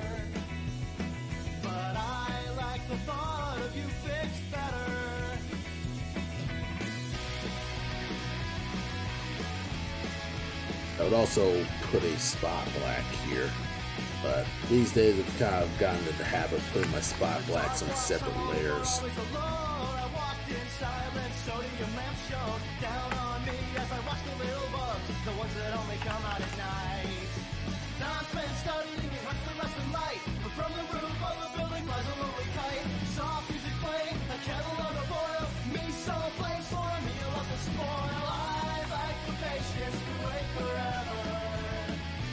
Though I do fill up the spot blacks as I go. These eyes remind me. Has anyone seen someone managed to makes high resolution scans of the original Pokemon art, like actual Ken Sugimori's Pokemon art, like the actual original watercolors.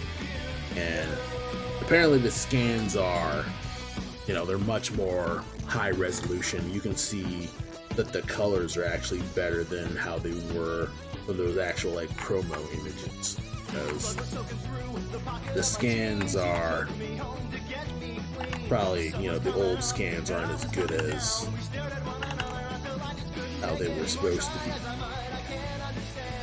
in the originals. And whenever people are making fan art or parodies of the old Pokemon art, it's always using the more faded colors of those scans. But it's kind of been mind-blowing for people, especially me. I've been mind-blowing finding out that actually the colors are much more dark than initially put, because the promo image scans that you would see like on the original strategy guides, they're more washed out, and these new high resolution scans are much more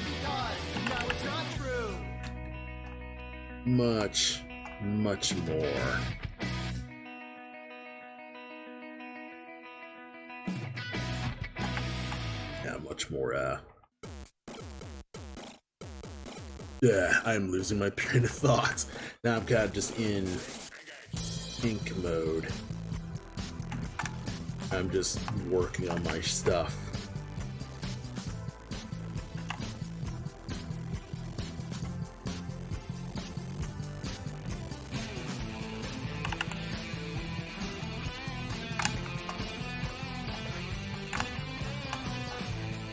It all just looks incredible.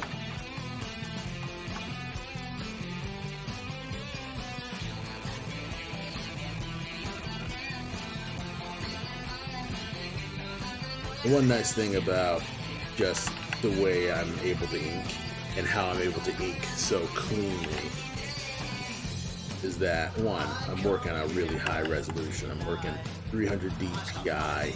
It's a 9x12 300 DPI what's it called? Canvas.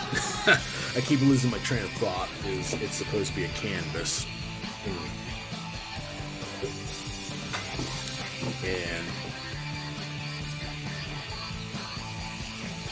And when you work with a canvas, like a large enough canvas, you're able to get cleaner lines overall. And that's how most people are probably able to get super thin lines too, is because everything is so far away. Like, you don't really see the wobble of most of the lines. Like here, if I zoom in so much, you'll probably like see little splotches of my humanity, and yeah, it's kind of just one of those things where you keep like trying to optimize your humanity out of your artwork, and with all the artificial intelligence artwork stuff, it's starting to just come to a head where everything's just being optimized the fuck out of. So it's probably just one of those things where everything kind of just, things are just becoming less and less human, I suppose. And I could go through this dumb, I guess, philosophical ramble about us not everyone just being alienated from their human passions and yada yada yada, and all the typical D-Day stuff that you hear the gorillas. It's kind of like, you might as well just, anything I'm gonna be saying about what's happening in life is probably just from demon days on the gorillas or Plastic Beach. That's kind of just how that goes. Like, oh hey, we are living in a society where shit's just going to hell in a handbasket, and all you can really do is cope with it. That's kind of just how that goes. And Plastic Beach is great. Like, I first didn't like Plastic Beach, but after giving it a second chance, I kind of just, it's better. It's decent.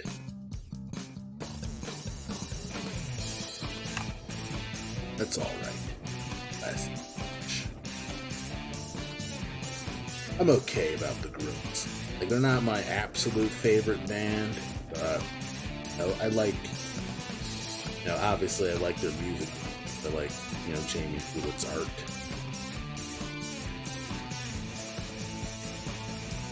I like the videos. I'd say, like, Gorillaz is kind of more of an acquired taste for me personally. Like, I have to be in a certain mood to listen to a Gorillaz album. Maybe just any Gorillaz song, I suppose. Like, Feel Good Inc. is always it's always a good universal listen, but other songs, Clint Eastwood tends to come to my head every once in a while when I'm kind of just, I guess, idling, and he'll pop up in my head and be like, that kind of thing. That sort of deal.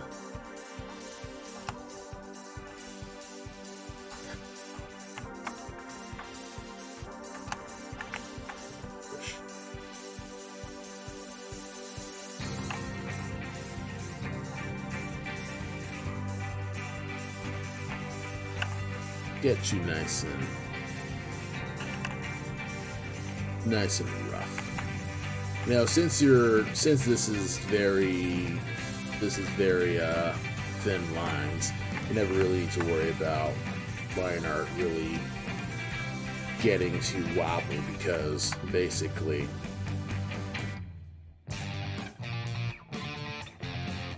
you're just working really loose, and the colors are gonna overrun everything anyway, so you're not really gonna be paying attention too much.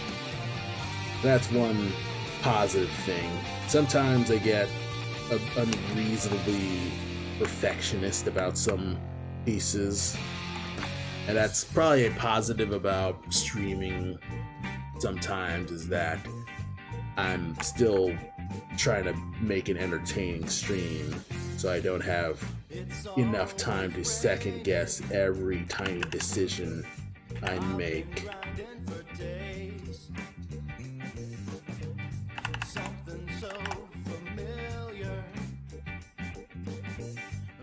So I can just go in, do my stuff, and it's no problem. You know, it's little problem, or at least I'm out of my head enough that I don't need to. I'm not completely, I guess, constantly sticking around with thinking about the possibilities. It also helps that Clipsio paints my, you know, I'm not in fiddle around with the software mode. I'm just in work with what I have mode. I'm just in work mode and not experiment mode, where I'm experimenting with the software.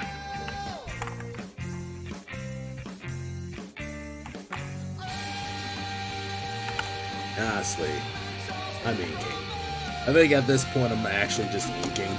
Like, I'm looking at this and I'm like, no, I'm inking. Just inking straight on my page. I'm just gonna save this as ink instead of pencil on.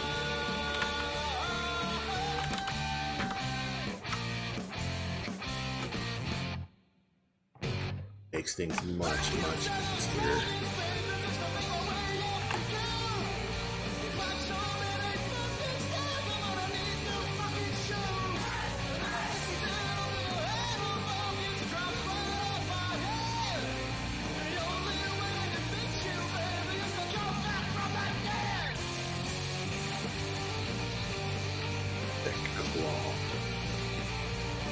That's basically a head murdering claw. That's a claw that you could take a head off of.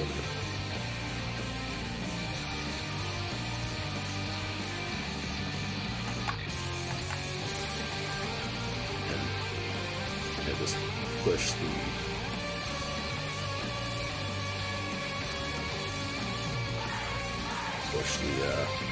line art here just a little bit.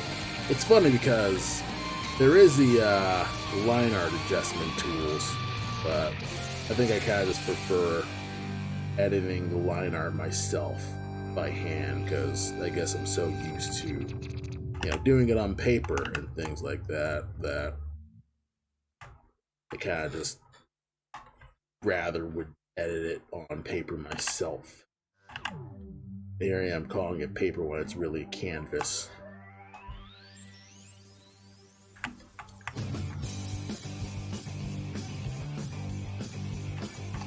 That's damn right. Oh yeah. This is actually supposed to be another seam. Like, these like little rings are supposed to be the seam of your, I'm gonna call it a skin suit. The Metal Gear sneaking suit. And this is slightly tangenting, so I'm gonna push you away some more. Another pro tip I will give is, if you're gonna be rotating something, move the center point to a joint. So it's easier to, you know, it's a lot more believable with like limbs rotating and stuff like that. That's kind of like my own personal pro tip, is to put your limbs, or put your center point if you can, near like a limb rotation point. So if you're rotating a leg, put it at the knee. If you're rotating an arm or a forearm, put it at the elbow. If you're rotating a bicep, put it at the shoulder. And that's a nice way to kind of just repose your drawing as you kind of figure out how you're gonna. Please end the battle in your head. Yeah. Let's just do thicker lines right here.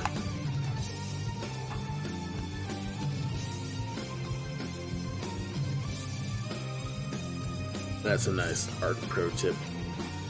As I feel like I'm one of the X-Men looking at this, and I like it. Fantastic. Yeah, it's been a while since I read a bunch of X-Men. I miss reading X-Men. I used to have, or at least I used to rent out these Essential Marvels books, and they're like large trade paperback, like phone book sized comics, and they're all black and white Marvel comics, where it's just, you know, re-releases of, you know, typical Marvel stories. And that was pretty much just how I caught up with most of my Marvel stuff, is I just read those like Essentials books. So I read the Essential Spider-Man, then the Essential X-Men and stuff like that. That was going through like the Chris Claremont stuff, the Len Wein and Dave Cockrum art stuff, and it was, you know, it was a fantastic way to kind of just read those comics. I'm sad that they don't make more, or they're not really re-releasing the Essentials comics. I think the Essentials is going for like hundreds of bucks. So let me look at Amazon right now. Okay, how about Essential X-Men? Well, they're going for like, well, they're not for sale actually. Like even the Essential X-Men Volume 1, they're going used for, okay, alright, so they're new for $38, but used for $18. That's not bad. I'd buy that actually.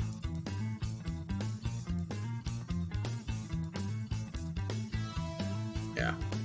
So yeah, like the Essential X-Men were like these books that I bought, and it's been a nice way to kind of like catch up with a lot of the X-Men comics. And that's kind of like how that goes. One nice thing I will say about saving money on books is, if you can, try to buy them used instead of new, because you'll probably get them much cheaper. And I'm flexible enough that I'll accept used acceptable or used, you know, not good, and usually it's actually better than it is. I once got a dynamic lighting and shadow. Gonna make myself larger here. I got a dynamic light and shadow right here, and that's been my current reading list so far.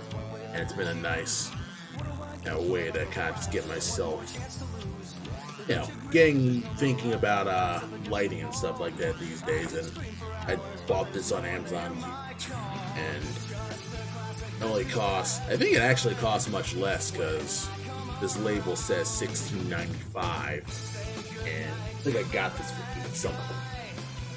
I also have also Dynamic Readers and Papery.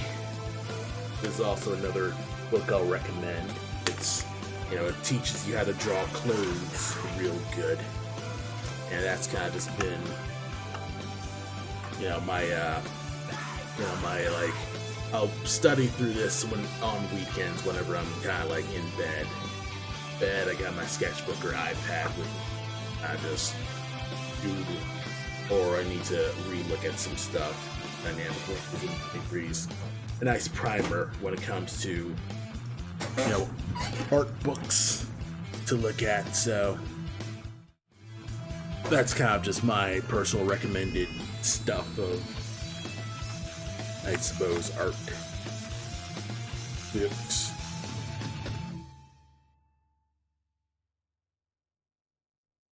And yeah, I've been just reading a bunch of other different books right now. I've been reading the Copywriter's Handbook to kind of just get myself a little better at writing, I guess, or, you know, writing to sell, basically, you know, just writing my stuff to sell. So if my social media posts sound a little bit more chilly, that's probably why, because I'm taking some stuff from them. But honestly, I'd say it's an overall good book for kind of just teaching yourself how to write positively about your art. Because, you know, one difficult thing when it comes to really just saying stuff about your art is that it forces you to think about the positives of what you're, you know, the thing that you're, you know, trying to sell and stuff like that. Think about, okay, what's, you know, something that, you know, a potential buyer would want from what you're selling. And, you know, obviously you gotta talk about the features and why it would make their life better if they bought from you, that sort of thing. And obviously, like, that entails you being able to say why you're great. And you know, sometimes it can be tough to talk about yourself in a more positive light, especially if you're extremely self-critical or you have low self-esteem and you don't really think you're as good as you think you are, because you always feel like, oh, there's still so much to learn. You know, I'm still kind of a student, man. I'm still learning so much, trying to be humble, that kind of stuff. And obviously there's nothing wrong with that. And, you know, it's clearly, you know, you're constantly learning. That's how it be. You're a lifelong learner.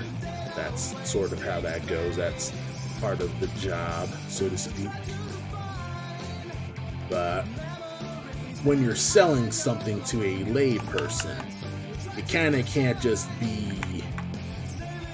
you know, you can't really just be shrinking down and kind of just being scared of pissing them off with your presence.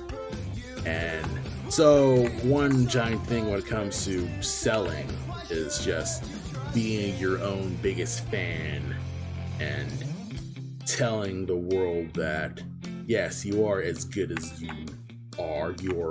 You are the expert that you say you are, and you are the right person for the job. And at the end of the day, that's kind of how you really get ahead when it comes to doing art stuff, or at least doing art stuff in real life. I don't know how on earth you do it online. I guess, you know, it's the same thing, but different. You'd have to come back. I'd have to come back to you later with like, oh, how do you do online success? That's a good question. Too bad I don't know. You know, that's kind of just how that goes.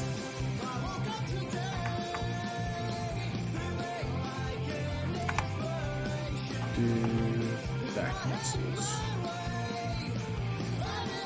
Also say that. Do.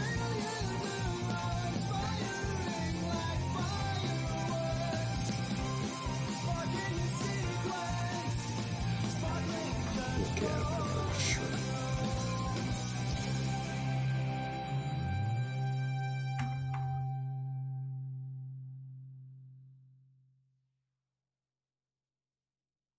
But yeah, like being able to kind of just convince yourself that you're good will also lead to convincing others that you're good. Because, you know, confidence attracts people overall. Like that's a basic life thing, I'd say. Like confidence lets you get dates. Confidence lets people, you know, it makes you likable. And just like anything else, confidence is a skill that you gotta build up. Obviously, you're not gonna be, no one's born a confident Giga Chad. Like, that you have to train. Like, even like being a Giga Chad isn't really an innate skill, really. Like, you still have to lift weights to get those muscles. You still have to, you know, lift weights and eat well and exercise and yada yada. And like do things like you know, cultivate your personality through listening to people, learning about others, that sort of thing. Like, being a Giga Chad is not like being a Giga Chad ain't this like natural thing that most incels will say is like, oh, you have to be like this, you have to be born super pretty, you have to have like looks max stuff and all that yada yada shit. And it's kind of like, that's not the entire story, friend. Like, this needs to, this stuff can be learned. You just need to take some time to, one, go outside and kind of just, not even like talk to people, but just go outside and observe. Like, a lot of people don't really sit down and people watch, and this is probably just me being biased as an artist. Kind of like, sometimes I will go to a park and I'll just sit down at a bench and just look at people because I'm looking for someone to draw. But even just sitting down, resting, people watching, and kind of just being out in the moment, you'll probably like mute your music just so you can hear the weirdo conversations they'll probably be talking. It's usually mundane, like they'll probably talk about like their coffee or like how their kids are, that kind of thing. Overall, it's a lot of being, I guess, charismatic in conversations, also just being a good listener, honestly. I'd say just making yourself receptive to not just what other people are saying, but kind of just interpreting how they're saying it and stuff like that. And that kind of stuff, obviously that's a skill. You can't just immediately learn interesting conversations just right off the bat. It takes you actually bothering to sit down and not just talk to people, just listening. I'd say listening is a giant skill that'll just bolster talking, because when you listen, you'll naturally just find things that are conversational, and people overall like talking about themselves, like in general. Like, they, when you ask them about themselves, they'll usually be happy to kind of just open up slightly. Like, once you get them going, it's easy to kind of just have them continue on their conversation. Like, yeah, they'll probably be initially shy because they don't really warm up to you, but if you at least allow them to have the space to talk, they'll open up to you and kind of just, say what's on their mind. One time back when, I think it was 2018, or maybe 2014, it was a while ago. I think I was still in college. And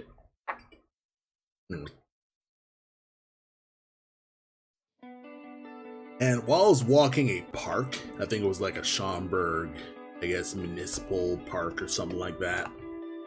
While I was walking through this park, a lady simply walked up to me, started, now this is gonna sound mean, she started trauma dumping on me. Like, she started kind of just talking about, how she's like slightly recovering from a drug addiction, and she broke up with I think her boyfriend or her husband or whatever. I'm gonna assume it's boyfriend because it's easy to break up with. But she broke up with I guess a significant other. She was just talking. And since I was still a meek 18-year-old, I was still kind of like, I didn't want to be that guy to kind of like tell people to fuck off and stuff like that. So I kind of just sat there and listened. And it was a short, straightforward talking, and all I really did was just smile and nod and be like, "Oh, that sucks. That's so bad." That sort of conversational thing. Which, I mean, you probably think it's rude, but it's sometimes sometimes even when you don't have much to say, that's still find to kind of just get them to continue talking to kind of, because it probably, you know, it probably makes them feel better. It makes them feel like they're, you know, having someone to kind of just vent their frustrations over tends to help. You know, I go to therapy, and that's usually how that goes. And some people can't afford therapy, so they'll talk to random strangers if they can. So, lo and behold, I end up talking to people, and that's how it be. And I think the conversation went for maybe 30 minutes. I'll say 30 minutes. Sounds about right. And it's kind of just one of those things where it's like, you know, sometimes just shutting the fuck up and letting them talk yields great results. Obviously, like, you shouldn't be a doormat. Everything has a moderation, and it's on you to kind of just figure out your upper limit when it comes to, alright, how long conversations are. And just walking away is a legit strategy for ending a conversation. Like, it probably sounds rude, but just simply walking in the opposite direction is a nice way to kind of just stop the conversation. Like, if someone's being long-winded, you can just walk away. There's this skeleton meme where it's like, just walk out. You can leave.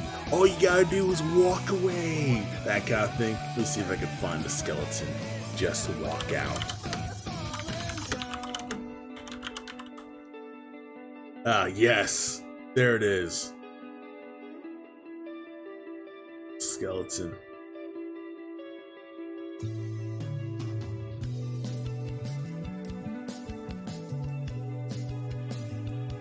Yeah. Love the skeleton. Just walk out. You can leave. Work, social thing, movie, conversation, class, dentist, clothes shopping. Clothes shopping. Too fancy weed store, cops with quick friendships. If it sucks, hit the bricks. Real winners quit.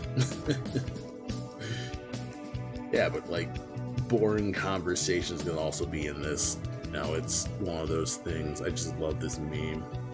It's so true. There's a lot of conversations. Sometimes it is legit to kind of just walk off because, you know, either they're being long-winded and you don't want to be rude about it.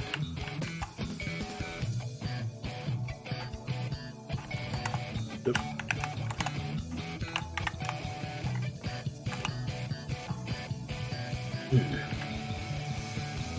What was I saying before? I guess I was just talking about just learning how to gain confidence, and I learned from a book. That's kind of just been my, I guess, personal, I guess, life project, is kind of just learning how to sell overall. And it has been, you know, it has been yielding results. I am making better sales at my conventions because I guess I'm getting better and better at my elevator pitch for my books. My books actually don't sell as much as the stickers, but honestly at this point I'm not too choked up about it. Like, the stickers make enough money to make up for, you know, the lack of book prices, I guess, book sales and things like that. Like, since I don't have to worry about things like, you know, I'll have those books for the next cons for anyone who wants to buy it, and, you know, it alleviates the pressure off me needing to order more books, because all I gotta do is, you know, just let that go. And I've been badly needing to sell my comics and just get rid of them ASAP. Like, I've been packing my comics with my sketchbooks and Pizza Man, just bundling them as like a big bundle special. Mainly to just get rid of them, but mainly to get rid of them. Like, it's a big bundle. I'd say, like, you know, it's a good deal if you order from my Etsy store, because not only are you getting a comic, but you're also getting one of my 2019 sketchbooks, and those sketchbooks have been like my worst selling anythings. Like I haven't moved those at all. Well, sometimes I move them and sometimes use them as portfolios, but overall, the sketchbooks of 2019 I haven't really sold well. So if I was ever gonna do another, art book or something like that, I'd probably just kickstart it. Like I'd just make sure that I actually have an audience before I go off of spending a lot of money on print stuff. Like Shirley's Day, I can print and reprint that as much as I want inside of the game store because it's an adaptation of a 4chan Green X. I'm probably not chomping at the bit to reprint inside the game store. I think I'll probably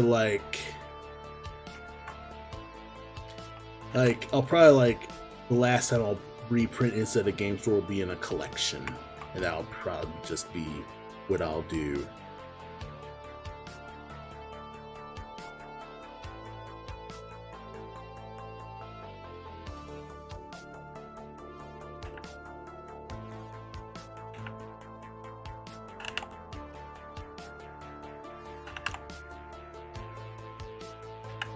I'll just erase this.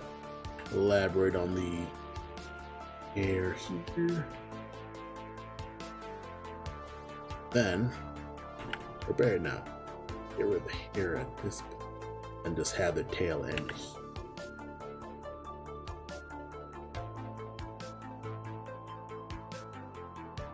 And then the spikes. Here.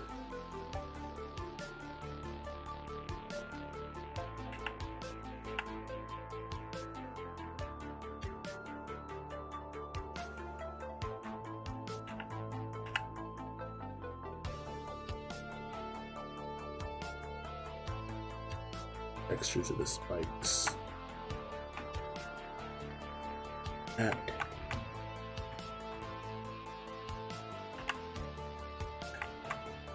air.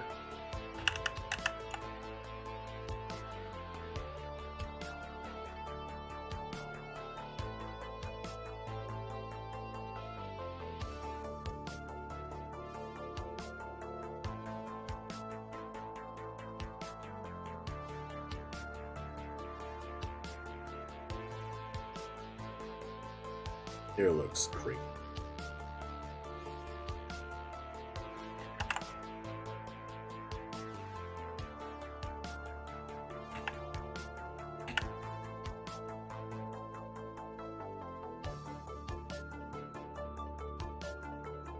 They're just slightly more wild.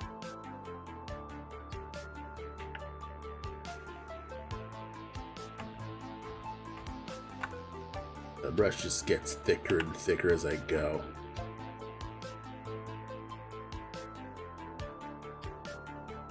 Just push the eyeliner here.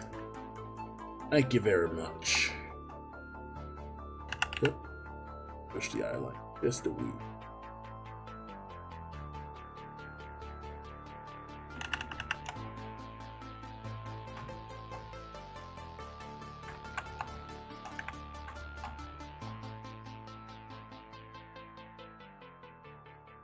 Yeah, I think I've been coming on my own with inking these days because I've gotten much looser when it comes to inking Clip Studio Paint these days. Not as rigid. I'm more, I'd say, confident overall. Like I'm not like constantly second guessing every little stroke these days. Obviously, I'm also erasing a lot of strokes more often, but that's one of those things where I could probably kick this habit, constantly erasing strokes. But I'd say overall, I haven't done it as much as I used to. And one nice thing is that I've learned how to I learned how to set up my layers or my UI settings where I can now just sketch on the entire canvas now instead of just drawing on like the left side of the canvas now. Just elaborating and slowly and steadily flipping through the layers and things like that. Now I can just flip through all my shortcut keys or pop-up menus, alternate brushes, yada yada. Plus all my brushes are on my number keys. At least all my most used brushes are just constantly on number keys. The QEWR letter key. So I have Q for all my select tools, E for my magic wand tool, E for just my default just brushes, like every brush is just E no matter what, and then R is my paint brushes. I could probably get rid of the paint brushes because I could probably just put it in that collective brush settings, but it's like, no, R is just general brushes, and it's like, no, I probably could like just make it so my comic brushes are. But yeah, I could get away with these three, just how that goes, and it's my workflow's gotten much better that I'm not as incompetent at art as I used to be.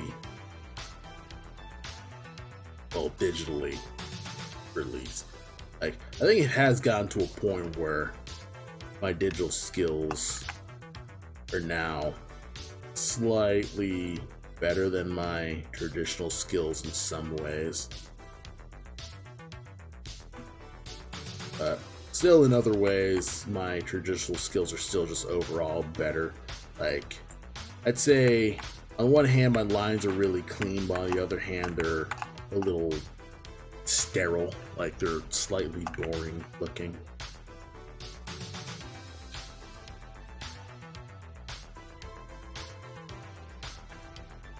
Compared to my traditional art, or even like my scans to my traditional art, they see that these lines feel slightly sterile.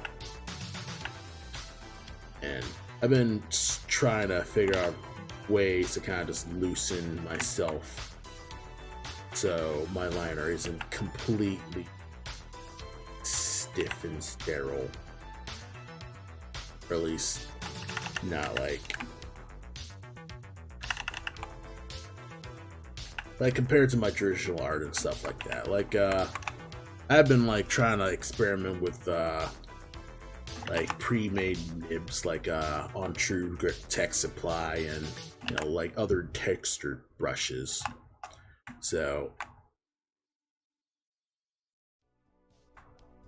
been doing stuff like that.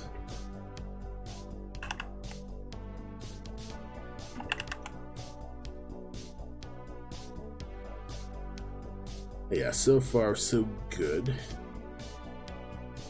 It's currently 9:21. I don't know if I'll be able to finish flatting by the time I need to go to bed, because I gotta go to work tomorrow. But I think I'll be able to finish inking by the time I finish this. And I could probably just record myself just coloring this. But then again, I have gotten faster at flatting these, so I probably could rock it.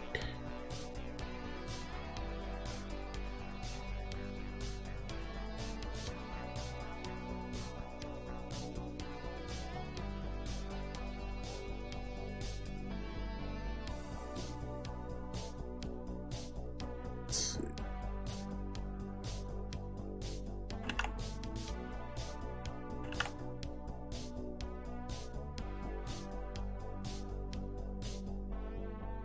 I'd have to like see.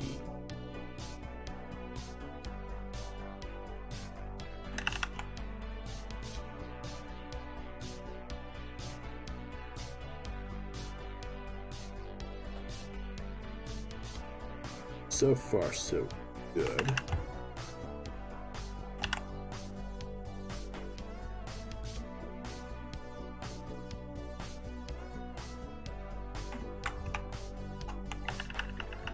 Actually, this could go lower since the tail's thickening down here.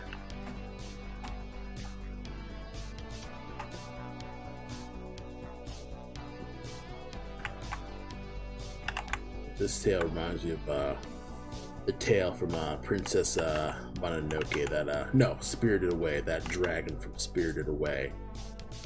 No, I think it's from Mononoke.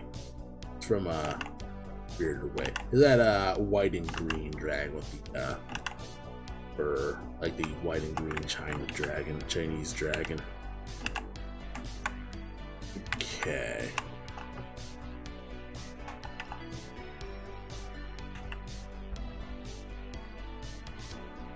Alright. Bad. Probably could stand to this here.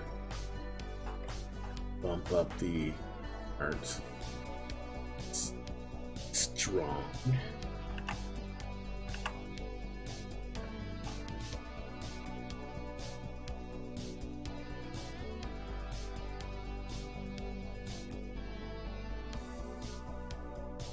I think for next stream I'm actually just gonna play a video game, because I think I've kind of just been doing nothing but art stream the past week, and I should probably at least play a video game, because figuring out what the heck to do during these streams can be tough, because they're kind of like, oh, do I want to work on a thing, or do I want to continue like working on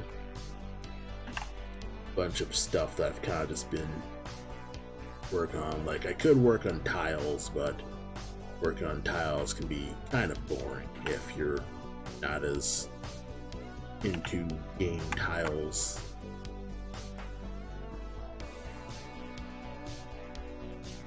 But I'd say I'm gonna shoot for next stream. I'm actually gonna stream a game. I'm gonna look up games that can actually work on my computer while streaming. Like, I still haven't gotten back to Symphony of the Night, and that's been a stream that I've kind of just delayed myself. Let's see. And obviously I have more games overall. I have other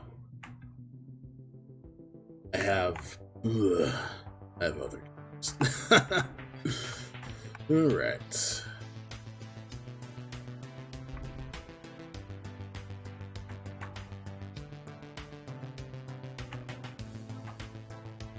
And while I'm here, I'll set my name someplace inside the body, so it's difficult to crop out. Third layer.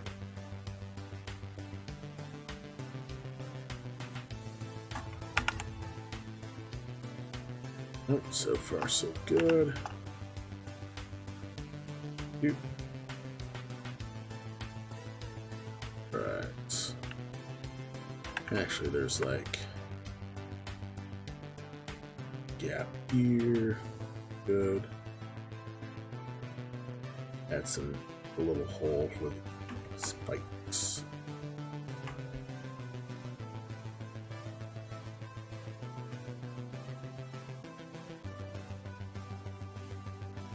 And then next, we'll just add some spot blacks.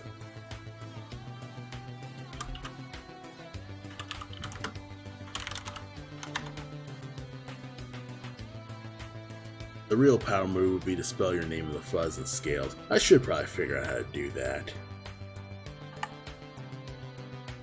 I probably can do that, because, you know, basically it's working at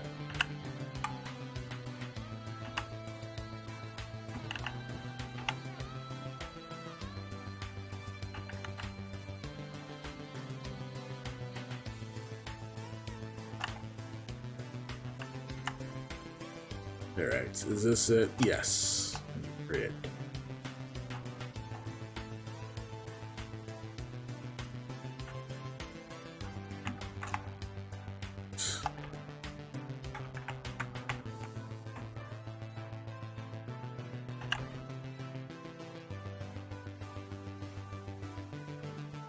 Spot black stroke is just good. Nice way to kind of just mark where all your elaborate shadows are.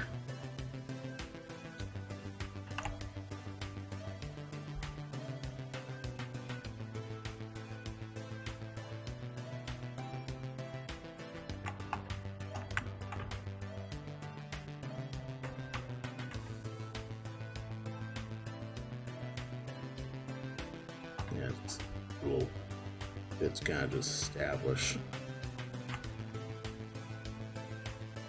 cool little slick.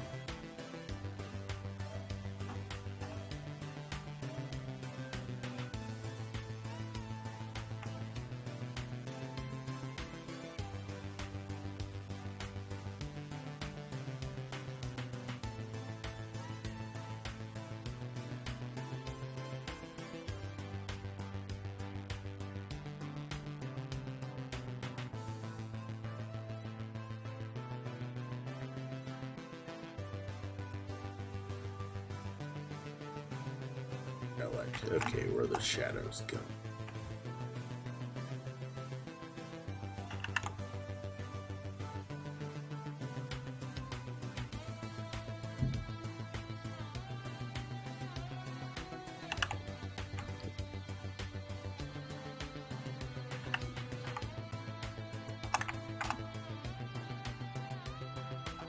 I don't even have to do this, but can.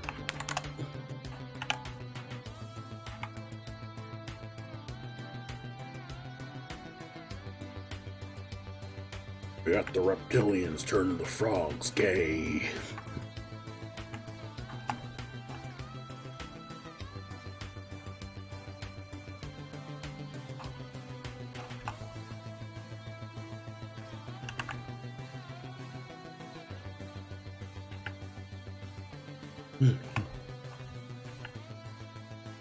Of course.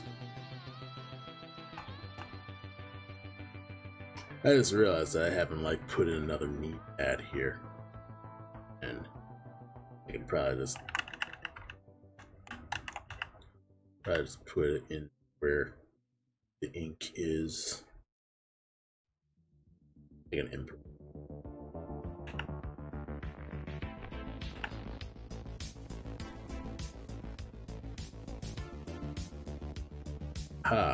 Salvage that crap.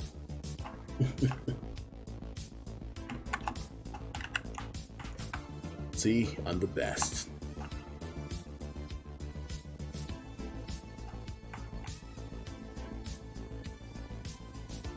Yeah, use you.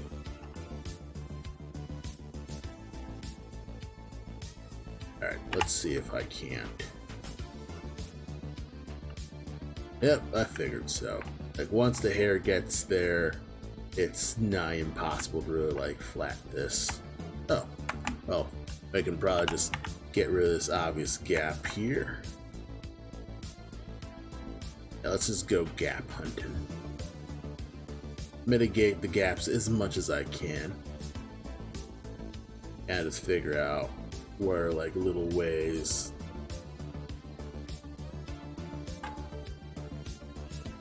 Oh, stuff works.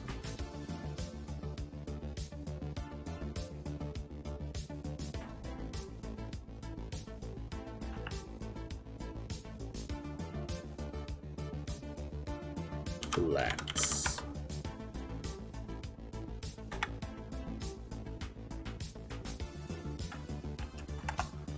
Oh, yeah, change the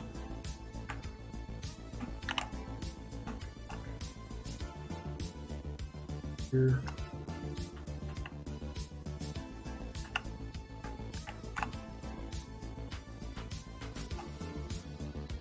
Size, and then select under the line art. May select this as well.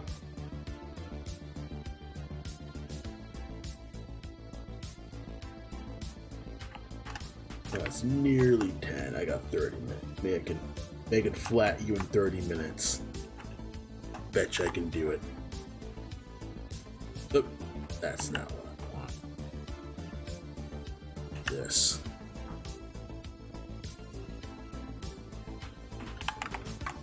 Bada boom. Really got this down. Oh.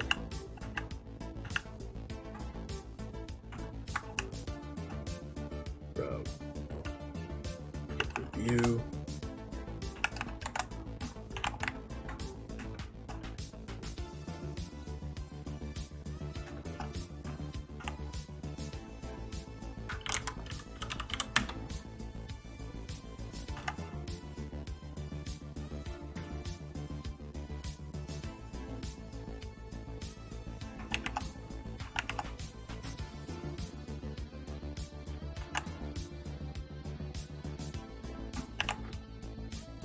Okay.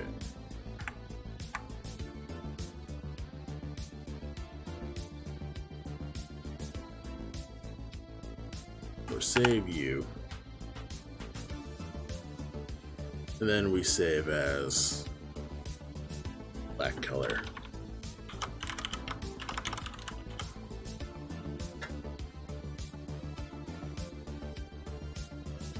Alright, first things first. Shadow. It'd probably be helpful if we at least establish where the shadow is going to be. So,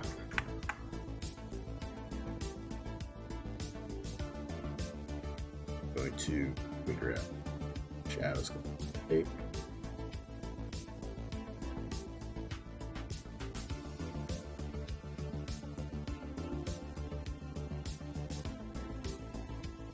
Wee little extensions here, and little things I like doing is kind of just figuring out how the shadow would look as a 2D plane. And I don't really have a true technique when it comes to shadows other than knowing that the ground's a flat plane, so you gotta remember that it's not completely 3D. That things that are supposed to be in shadow are kind of like lifting away, kinda. Like I probably should like actually look up how shadows are better. Like I probably should go deeper into dynamic wrinkles and draper to kind of just see with this. Hey Great Wolf, how's it going? Welcome to my stream. I am currently working on a new commission. It's a flat color commission with Sick Raptor. I'm doing that, and I'm nearly done. I'm now just in flatting mode. Most of the hard parts done, so now I'm getting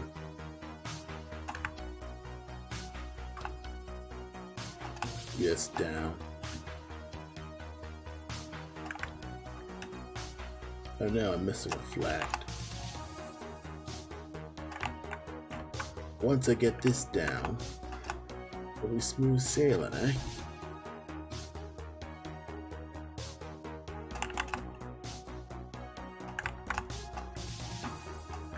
Alright.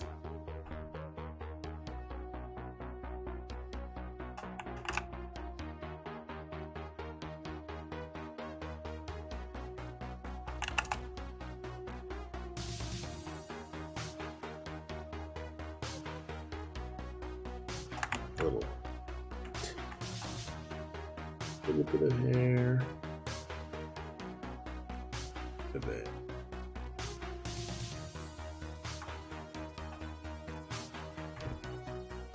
Push.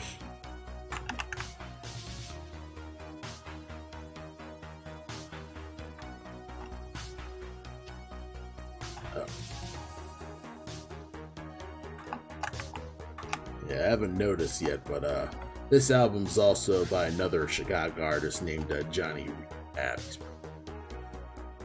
It's more of a like an 80s, like 80s techno type thing. Does a lot of mostly like electronic music as well. So that's kind of just how he's doing that.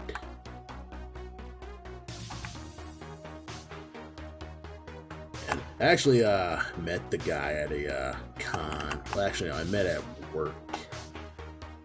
then offered to do make some music for like an animation thing that I was doing. It's like, oh, I'm not really doing an animation thing right now. And I think that was a few days after I left my job at FedEx for one. And then I went to I'll just fill that with shadow. First out, we'll just fill this entire bottom part with shadow.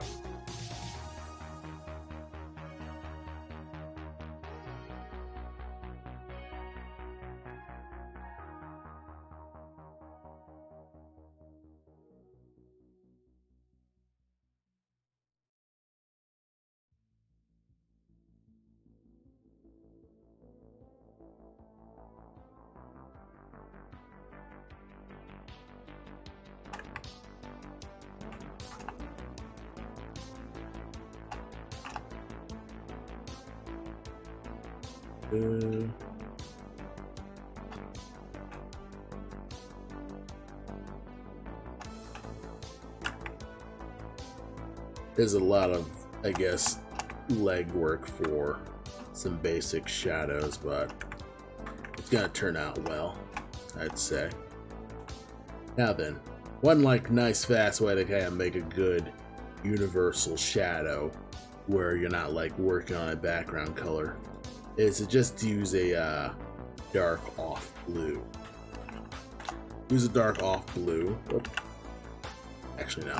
Use dark off blue. Put a multiply. And then push the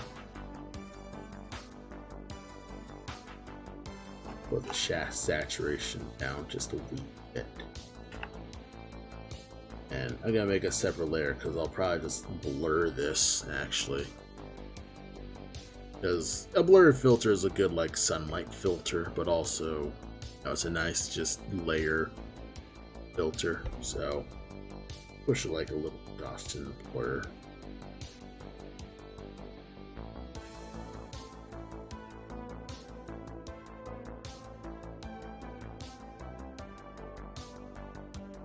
And that'll work. Now we have a nice just fast shadow that obeys, shadow logic. So we can just get to flatting. Now, one thing that I can do is what I'm actually gonna do is I'm going to open up a sub menu or my sub view, and and a little demonstration is the sub view is a pretty nice extra window. You can go to Windows and down to sub view, which is next to Navigator. And sub view is a nice place to hold your references if you have a second stream and you're not using PureRef, because that's also another reference program that I use is PureRef. Oh yeah, the sub view in Clipsio Paint's pretty good because it's basically a good reference window. You'll put all your references and thing. I keep this for comics, composition stuff when I still made comics. I also have basic Copic marker stuff, so I can just pick and choose which pencils I'd like. Alpha Lock, Bill. Looks pretty good overall. There's a color slider here.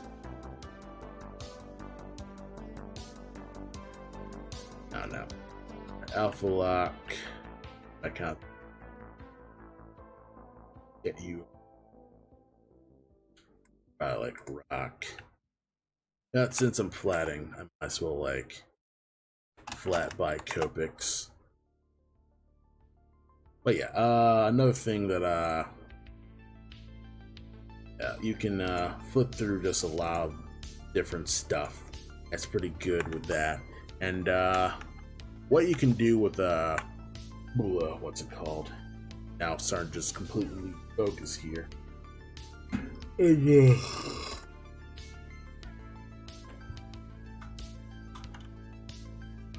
should be able to get this done in the stream. Getting heckin' tired. Because I can drag and drop reference directly in. It'll look proper fine. I can even put this like that. I'm gonna do.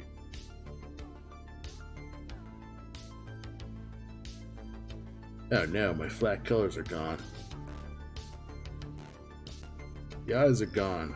Man. Do the palette changer. That's my palette changer. Then this color. And usually I would have it in my other screen so it's out of my way and I can just plop in, plop out, that sort of deal. So yeah, get you in a basic thing, and we're going to basically see if we can't select as we can.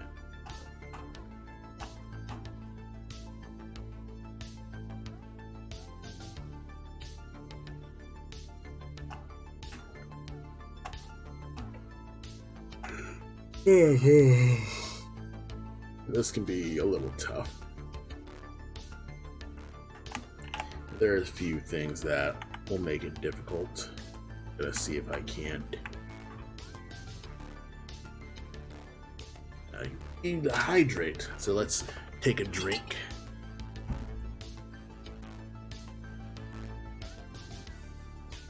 Take a drink. Take 5 minutes, kind of just analyze what I mean. Moment. Like directly right here.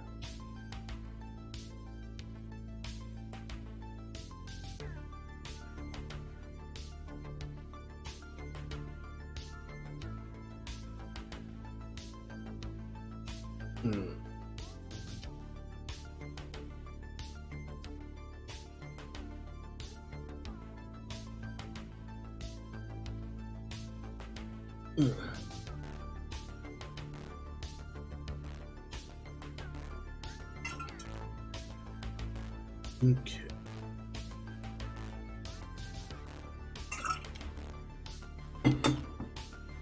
So, back to doing this work here.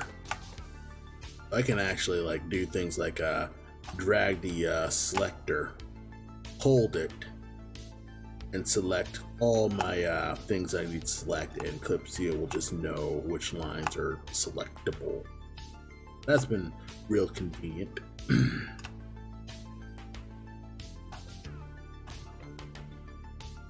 I've been using that. There's still so much that it misses, so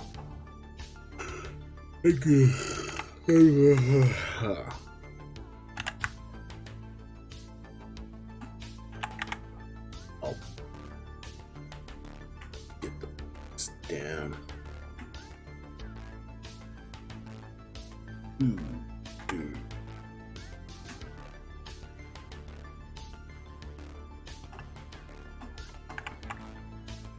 Alright, I think I've got this in a better spot where things are starting to look better.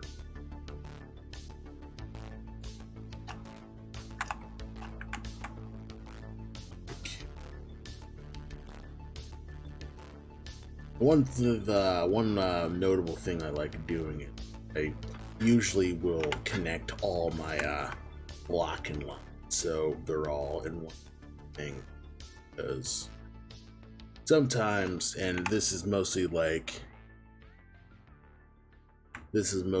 a me. Oh, thanks for the follow. It's just you can chat. You've been able to chat, but I forgot to change my message. So if you want to chat, you can. I'm just... Yep. Yeah, if you want to chat, you can totally chat. I just got to set up my message. I used to have the message I used to have the messages for followers only for a week or so. Like, wanted to just change it because I realized it was a little like I don't really need to moderate too much. So I don't have many people being shitheads to me. So that's pretty good.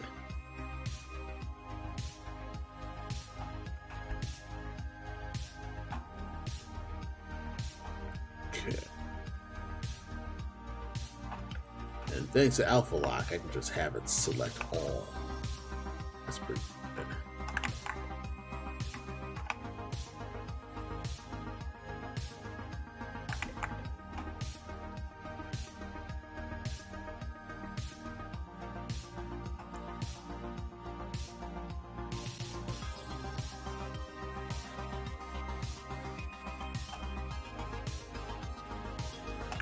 Yeah, one thing that I am now kicking myself for is putting so much elaborate hair on this when I should have put this on a separate layer.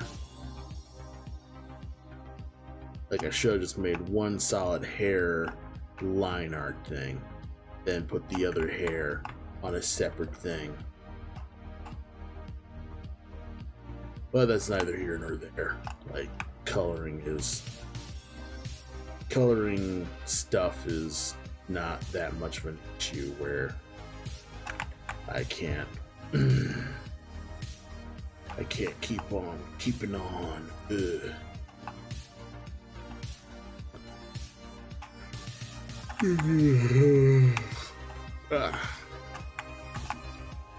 9:49. I've been up since 3 in the morning for work and stuff like that.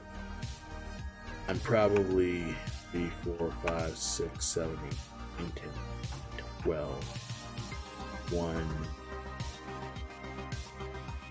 I shouldn't use my finger because I literally cannot count this in my head. Well, assume that I've been awake for past 9 hours. I'd probably say that much. I've been awake for more than 9 hours. Badly. Hit the bed. I think I'm nearly done. I just gotta get this basic.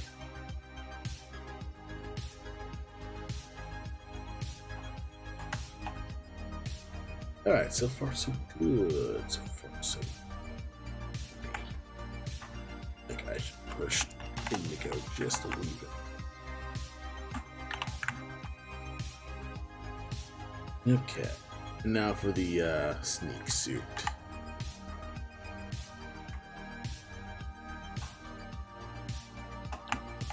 Yeah, technically I could probably like do everything but the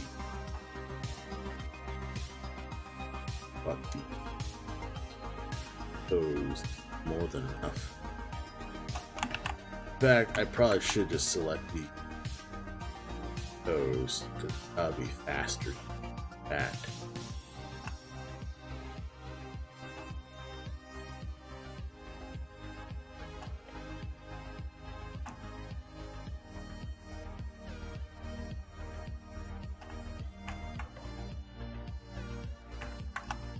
Do that, select those.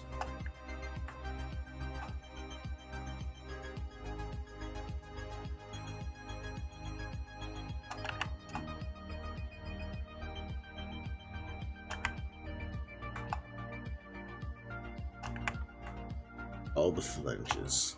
Oh yeah.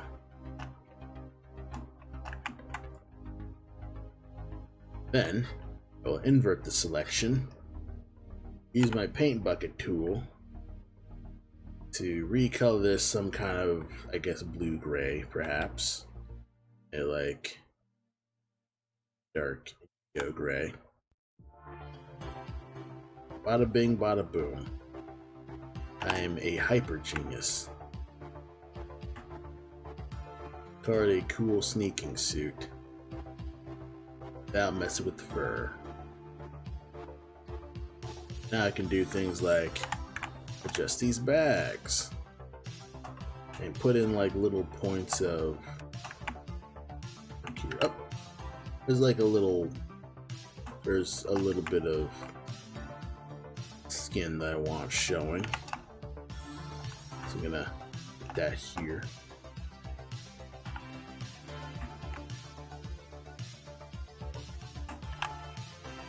Heck yeah. Oh, that's on the wrong layer.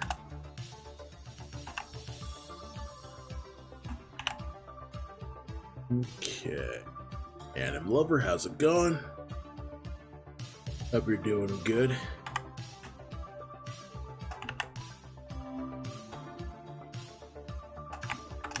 I'm working on a larger commission right now. It's me kind of just putting the finishing touches on a flat color commission. So that's kind of just how that goes.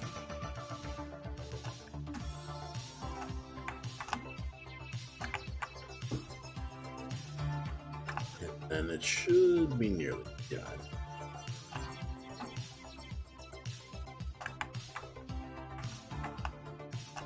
I got like the little seam lines. Probably should have counted for the little seams. Should have made the seams like the tiny details like separated. But that'll work.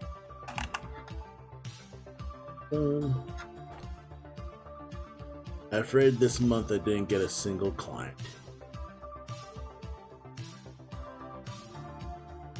Sun is not exactly subtle, but that's certainly a cool suit. I could make it a brighter suit if I want. It could be like a brighter, what's it called? Could be a brighter, yeah, it could be a brighter. It'd be like a more like, I guess, colorful jumpsuit.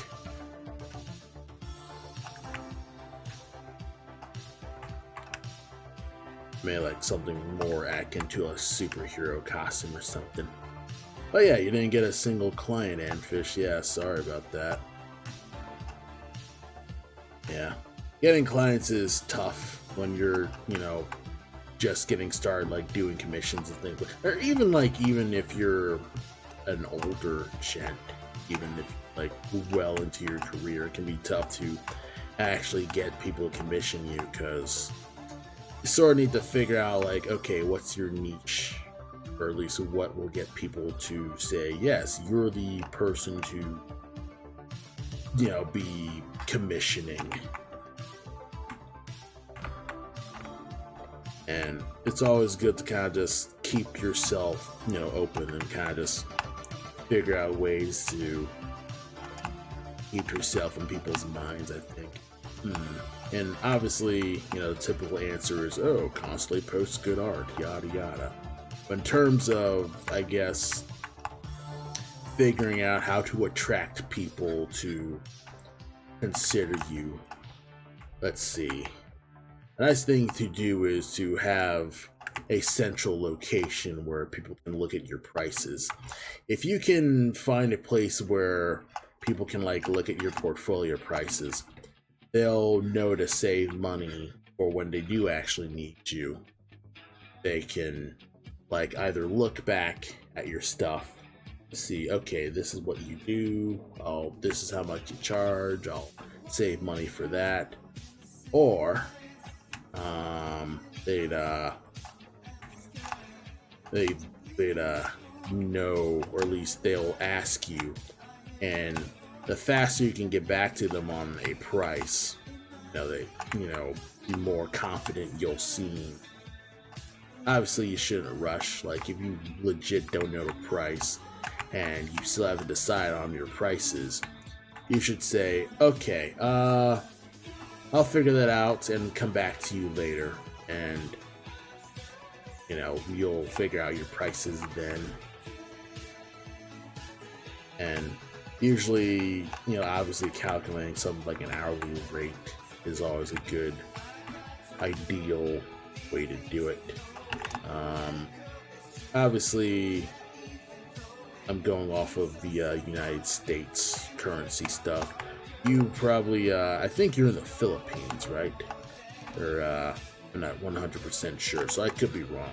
But like internationally, obviously, you know, U.S. money is completely different from the international money, things like that. But figuring out like how much you want to get paid per hour is the first step to kind of just determining what would be a good price. Like then you compare your prices to other people. You lowered your price. That's doable. I mean, obviously, like lowering your price can help for people who can't afford, but I'd actually prefer to argue that you try heightening your price, because when you make your prices higher, you'll obviously look more valuable, but also you'll elicit confidence in yourself. Like your artwork looks, it looks more worth more than $15 an hour. I'd say it's competent. You can tell like what muscle groups look correct. Everyone's muscular. They don't wear shirts. They have the correct proper anatomy. Your anatomy is not a complete. Your anatomy is good for. You can totally take commissions. You just need to learn how to sell the commissions as opposed to just hunting for clients. You probably just need to figure out a way to kind of just show your work in a way to just get people interested. And obviously you're better than most other artists that I've seen, so it's less a matter of skill exactly. Like there's a lot of artists that I've seen who charge pretty much, who actually are pretty consistent at getting commissions. And at the end of the day, it's about one, like, who who want to be commissioned, friends, people you talk to. Basically getting yourself in front of many people, not just say, hey, who's the person I would look to get like muscular and art? Would probably look to you. So you probably would say, okay, I think you do NSFW. So yeah, you say that NSFW. And by the way, it's not a complete guarantee that not safe for work art will net you a lot of money. Like that's a common misconception. That saying that you do NSFW art will net you like a lot of money. Like that. Like only like any other artist, like it's a demand thing. Like if you're in demand, that's how you make all the money. So don't count on the suspiciously wealthy furry to give you a shit ton of dosh, because that's not how that works. Like you still gotta be good just like anyone else. It's just, you'll attract people who really, really like your work. Let's see.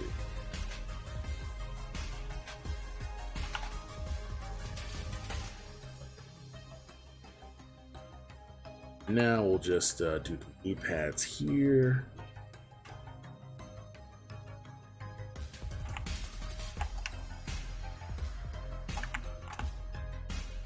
Now we're just gonna add some more because these little like bits help.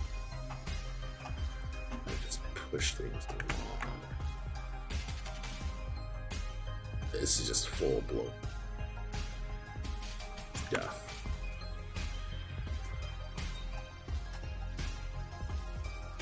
And what was I saying again? Crap, I've lost my train of thought. Figuring out how to sell you. Let's talk. So far,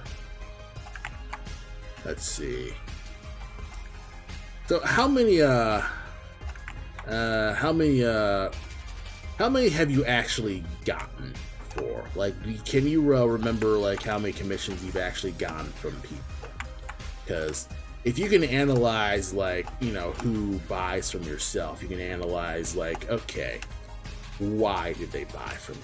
Like, what am I currently doing right? Because if you can learn what you're doing right, you'll never have to, well, if you can learn what you're doing right, you'll at least be able to mitigate your luck just a little bit. You know, you can edit your odds. You can you can tilt things to your favor, so to speak. So if you know who buys from you, you can at least figure out what you can specialize in, or at least the niche that you can fill in this big competitive art market.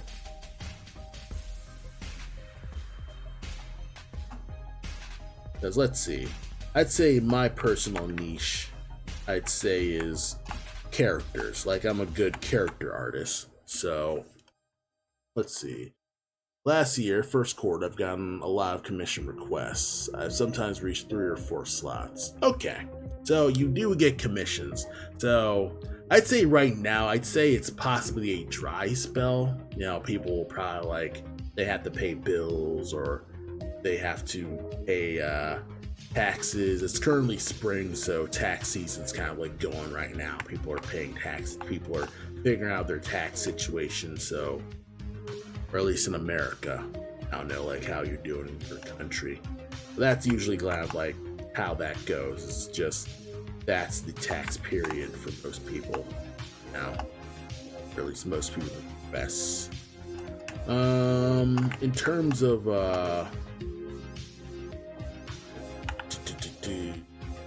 other things that might be a factor that are out of your control.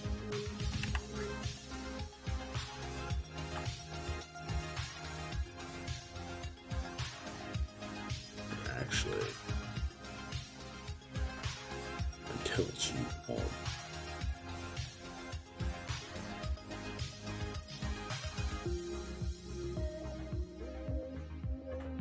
I may have just built this white.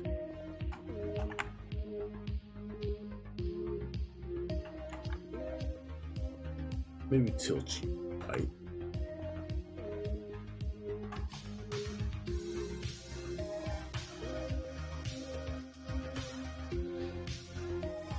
Alright, let's see. Good. So I'd say better. Yeah, the indigo is better. That one slot is enough to pay internet bills. I'm in charge of that. Okay. Well, you also know how much money you need to make, which is also good. Because that way, you'll know how much, you'll know your price, which means you'll know what to charge and how much you need to do to make your, price quarter and stuff like that. So that's good. What else can I really talk about that you could probably use to figure out, okay, how much am I able to make?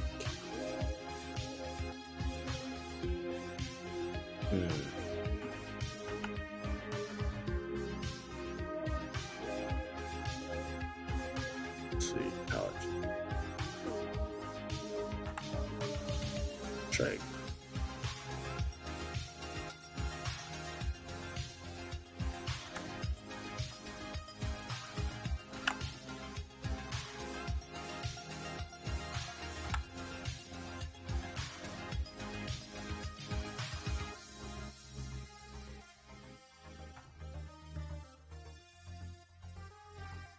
Slot is able to, so yeah. It's one slot. So for all the other commission slots, is it the same type of art that you're doing? All like the same type of commission doing general? Is that sort of like are you always doing flat color commissions, or always doing line art commissions, that sort of thing.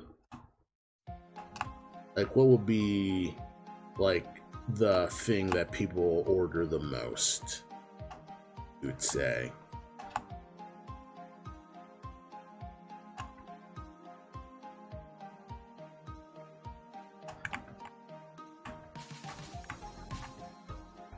If you can figure that out, you'll be able to narrow down the type of thing that you can do, or at least streamline to make more money doing it.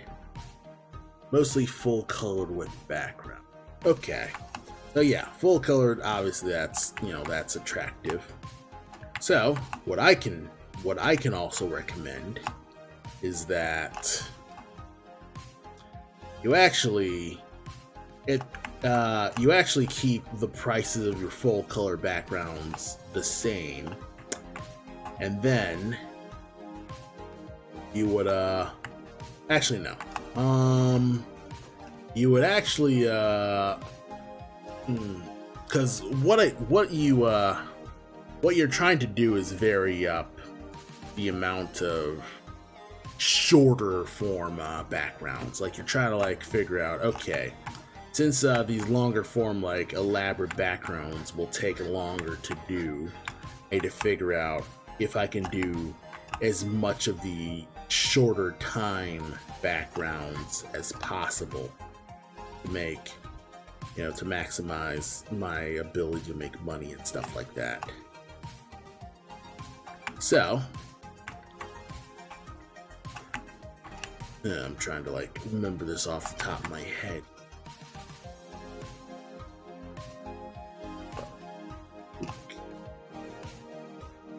Alright, so if you're doing like full color background illustration, I actually personally recommend you increase the price of your stuff. Probably like double the price. Like, that's gonna be workable. And then it'll make your other two, it'll make like your lower tiers more attractive because people are like figuring out the budget stuff. I'd also like personally recommend increasing the prices of well, actually I'd recommend increasing the price of your other tiers in general, because you'll be able to attract people with your value. Like, again, you are making yourself look valuable to, the general layman.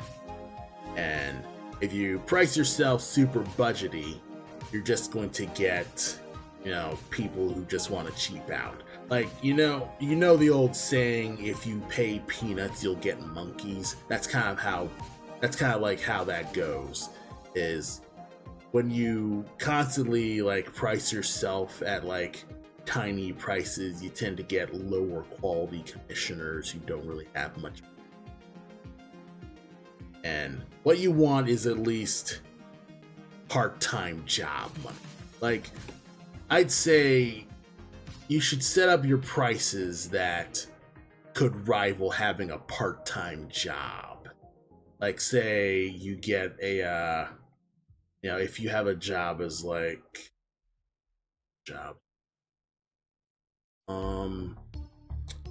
I guess delivery, Uber and things like that. Like, if it's something like Uber or something like that, that would be something that would be, I guess, the bottom floor line with that. You would figure out, all right, what's the minimum wage of like doing, say, 4 Ubers, and you compare that to the number of drawings. So, how much money would I make if I finished 4 backgrounds, things like that. And you're doing that and you're trying to like make it comparable enough that you're going on the path of doing art full time. That's the end goal of most artists, is doing art full time. And just like any other job, you are trying to figure out how to price yourself so you're able to pay your rent and pay your internet bills and pay your water bills and stuff like that. So each little bit of basic. I'm trying to like remember. But yeah, your prices are not just for like one drawing, but you doing that drawing many times over like, you know, over a short period, so you can make enough small you know, you have enough like small paychecks that will build up to the big bills that you need to pay. So it's better to have like multiple people, like multiple loyal people consistently paying you, as opposed to like a lot of different people who may or may not like pay you and things like that. Because the regular people who come back to you for your problems are, you know, that's how you're able to, you know, make most of that money, is you have more regulars as opposed to just a giant pool of people. Finding the giant pool is basically the way in how you can find your regulars. Is the whole like social media shilling, get 1 billion followers and stuff like that. That's the growth period.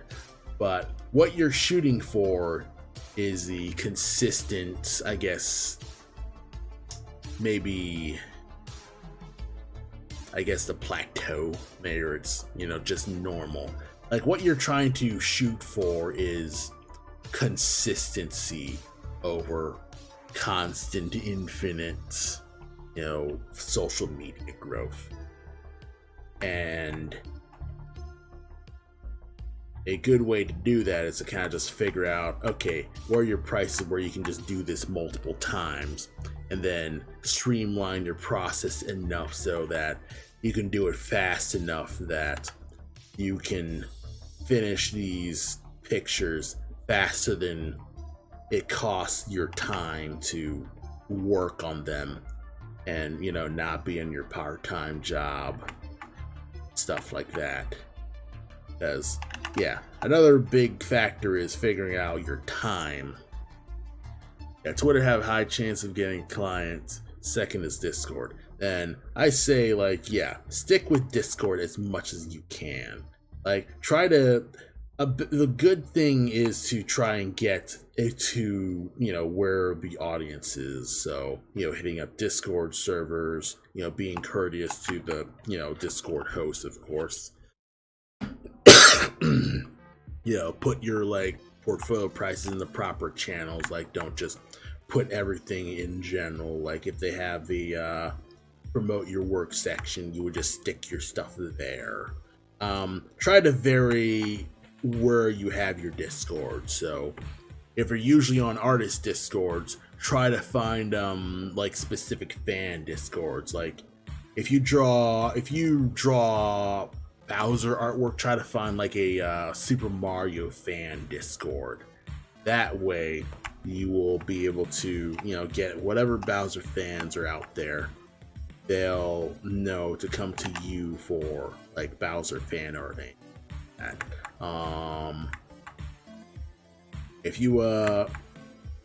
If try a D&D like Dungeons and Dragons tabletop role playing servers. Well, obviously don't like go to the sex ones. I mean, if you do, I'm not gonna stop you. But yeah, like a lot of role play servers, you know, people who want to make their characters and stuff like that. You know, they want art of their characters. You can always take them up on their offers with that. What else? Or ways to think more varied and kind of just get clients. Reddit's also a nice place to find people, though. That's like shooting. That's like throwing a pebble in an ocean. It's not as perfect, but you know, sometimes, you know, due to just the higher amount, you know, you'll probably just find someone who's looking for someone. I know I've gotten a few DMs sometimes where you know, whenever you post some artwork, you'll get like a DM that says, "Hey, do you take commissions?" I'm like, "No, not right now," because I'm constantly like doing part-time stuff. But you know, things like that, figuring out, you know, where the people are, where audiences are, and yeah, sometimes you're gonna have to just go to many different websites, and you gotta give it a lot more time than you really have, and yeah, it's hectic, it's tough, and most times you're probably not even gonna have time to actually do that. You're probably like, need rent now, or you need to pay stuff ASAP. So yeah, figuring out that stuff is difficult. Head hair is green. Ah, okay. Oh goodness. Alright. I was like, wait a minute. Okay, that has completely changed some things, actually. Alright. Let me see if I can't adjust something. Maybe if it was a red suit, that would work. Yes, we'll just have fucking Santa colors. Jungle Santa. Jungle Santa style eyes.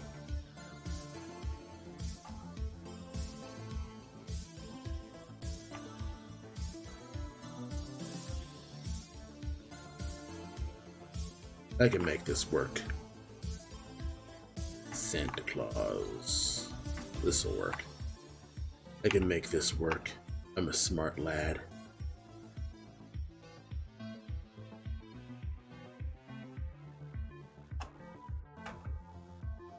Okay. Then style changer, go to green.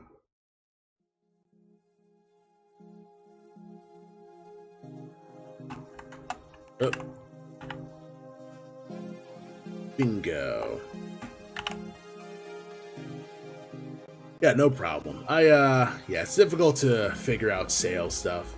I myself am still green when it comes to sales. Wait, the other green. Alright, let's try the other green.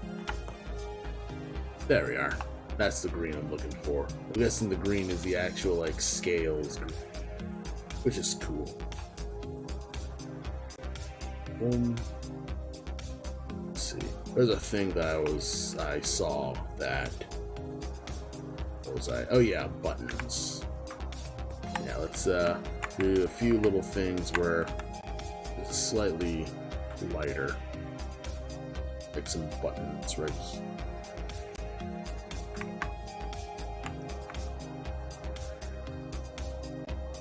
Nice bright colored buttons. And didn't you say the eyes were a certain color too?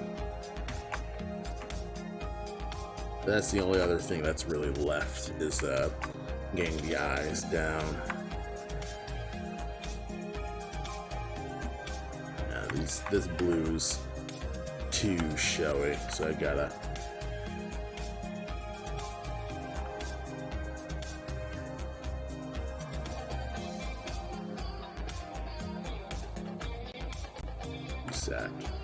I don't want you taking up too much attention.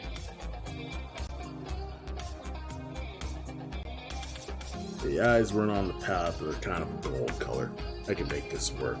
Even though the pupils are too tiny, I can make this work. Alright, first we go off the orange. Then we will nudge you yellow.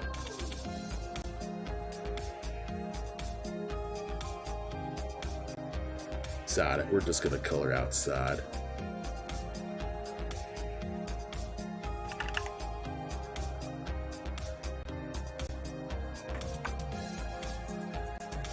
Alright, so far so good. Now we're gonna just have some basic gums. Usually gums are just pink. Nice flesh colored bleach. We got the colored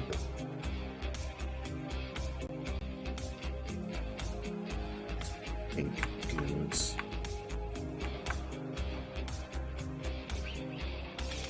And also one thing that I do try to figure out is kind of like tilt. Alright. And one more fast thing is to kind of just bring in the texture here.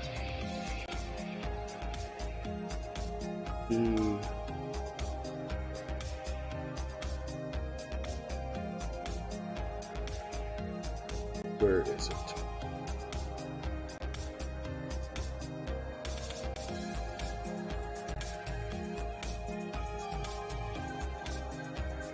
Got it. I will also just import the import a texture. Import a pattern from image. A pattern from image that I like importing is a post-it note pattern. And I like my post-it note patterns because you know it's a nice like subtle square pattern without just being completely white. I can't seem to find it. I know I have a white version of the post-it notes. So if I can't find it, I guess I'll just use this and then adjust the colors here.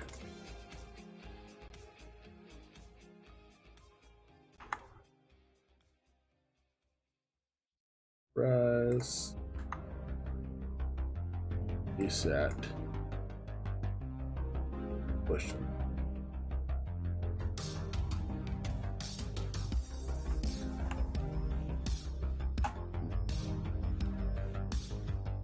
Crash you.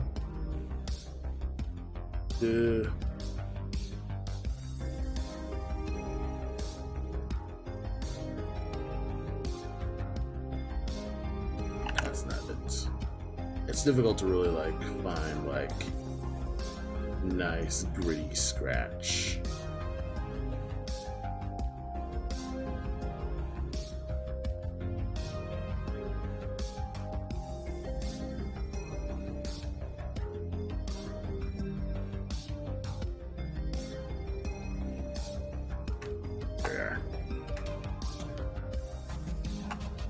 Paper 5.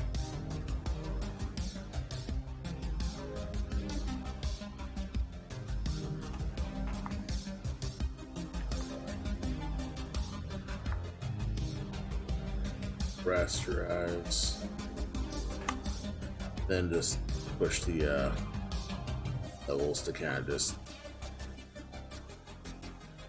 slightly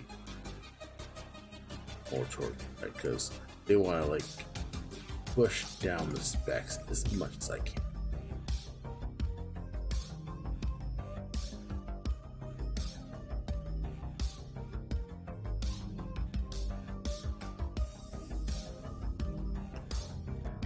Correct.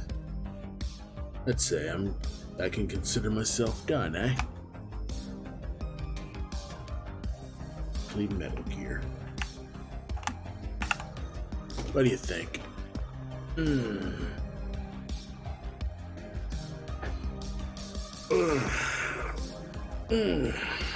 Pretty neat, huh? Alright. Thank you very much. I'm glad I managed to just get this done in stream for once. I think this is the first time I've actually begun and finished a drawing in stream. So let me pat myself on the back here. Alright. I will just send this out to you right quick, and I'll just wrap the stream for now. Yes, thank you everyone for stopping by. You know, it's been pretty great. Let's see if there's anyone raidable and see who else is streaming. So, you know, maybe I could raid their stream. It's a little late at night. There's probably someone streaming, right? Let's see.